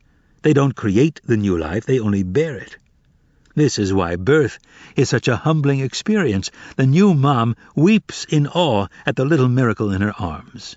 She knows it came out of her, but not from her, through her, but not of her. When the artist works territorially, she reveres heaven. She aligns herself with the mysterious forces that power the universe and that seek, through her, to bring forth new life. By doing her work for its own sake, she sets herself at the service of these forces. Remember, as artists, we don't know diddly. We're winging it every day. For us to try to second-guess our muse the way a hack second-guesses his audience is condescension to heaven. It's blasphemy and sacrilege. Instead, let's ask ourselves, like that new mother, what do I feel growing inside me? Let me bring that forth, if I can, for its own sake, and not for what it can do for me or how it can advance my standing. The difference between territory and hierarchy. How can we tell if our orientation is territorial or hierarchical? One way is to ask ourselves, if I were feeling really anxious, what would I do? If we would pick up the phone and call 6 friends, one after the other, with the aim of hearing their voices and reassuring ourselves that they still love us, we're operating hierarchically. We're seeking the good opinion of others. What would Arnold Schwarzenegger do on a freaky day? He wouldn't phone his buddies, he'd head for the gym. He wouldn't care if the place was empty, if he didn't say a word to a soul. He knows that working out all by itself is enough to bring him back to his center. His orientation is territorial. Here's another test. Of any activity you do, ask yourself, if I were the last person on Earth, would I still do it?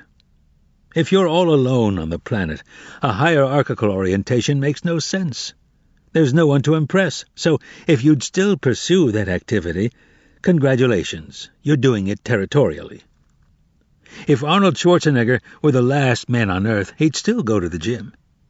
Stevie Wonder would still pound the piano.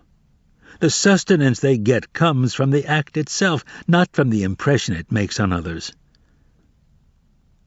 I have a friend who's nuts for clothes. If she were the last woman on Earth, she would shoot straight to Givenchy or Saint Laurent, smash her way in and start pillaging. In her case, it wouldn't be to impress others. She just loves clothes. That's her territory. Now, what about ourselves as artists? How do we do our work, hierarchically or territorially? If we were freaked out, would we go there first? If we were the last person on Earth, would we still show up at the studio? The rehearsal hall? The laboratory? The supreme virtue. Someone once asked the Spartan king, Leonidas, to identify the supreme warrior virtue from which all others flowed. He replied, contempt for death. For us, as artists, read failure. Contempt for failure is our cardinal virtue. By confining our attention territorially to our own thoughts and actions, in other words, to the work and its demands, we cut the earth from beneath the blue-painted, shield-banging, spear-brandishing foe. The fruits of our labor. When Krishna instructed Arjuna that we have a right to our labor, but not to the fruits of our labor, he was counseling the warrior to act territorially, not hierarchically. We must do our work for its own sake, not for fortune or attention or applause. Then there's the third way proffered by the Lord of Discipline, which is beyond both hierarchy and territory. That is to do the work and give it to Him. Do it as an offering to God. Give the act to me, purged of hope and ego. Fix your attention on the soul. Act and do for me. The work comes from heaven anyway. Why not give it back? To labor in this way, the Bhagavad Gita tells us, is a form of meditation and a supreme species of spiritual devotion. It also, I believe, conforms most closely to higher reality. In fact, we are servants of the mystery. We were put here on earth to act as agents of the infinite, to bring into existence that which is not yet, but which will be through us. Every breath we take, every heartbeat, every evolution of every cell comes from God and is sustained by God every second, just as every creation, invention, every bar of music or line of verse, every thought, vision, fantasy, every dumbass flop and stroke of genius comes from that infinite intelligence that created us and the universe in all its dimensions out of the void, the field of infinite potential, primal chaos, the muse. To acknowledge that reality, to efface all ego, to let the work come through us and give it back freely to its source, that, in my opinion, is as true to reality as it gets. Portrait of the Artist. In the end, we arrive at a kind of model of the artist's world, and that model is that there exist other, higher planes of reality about which we can prove nothing, but from which arise our lives, our work, and our art. These spheres are trying to communicate with ours. When Blake said eternity is in love with the creations of time, he was referring to those planes of pure potential which are timeless, placeless, spaceless, but which long to bring their visions into being here in this time-bound, space-defined world. The artist is the servant of that intention, those angels, that muse. The enemy of the artist is the small-time ego, which begets resistance, which is the dragon that guards the gold. That's why an artist must be a warrior, and, like all warriors, artists over time acquire modesty and humility.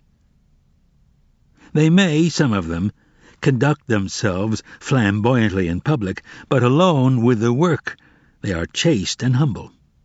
They know they are not the source of the creations they bring into being. They only facilitate, they carry. They are the willing and skilled instruments of the gods and goddesses they serve. The artist's life. Are you a born writer? Were you put on earth to be a painter, a scientist, an apostle of peace? In the end, the question can only be answered by action. Do it or don't do it.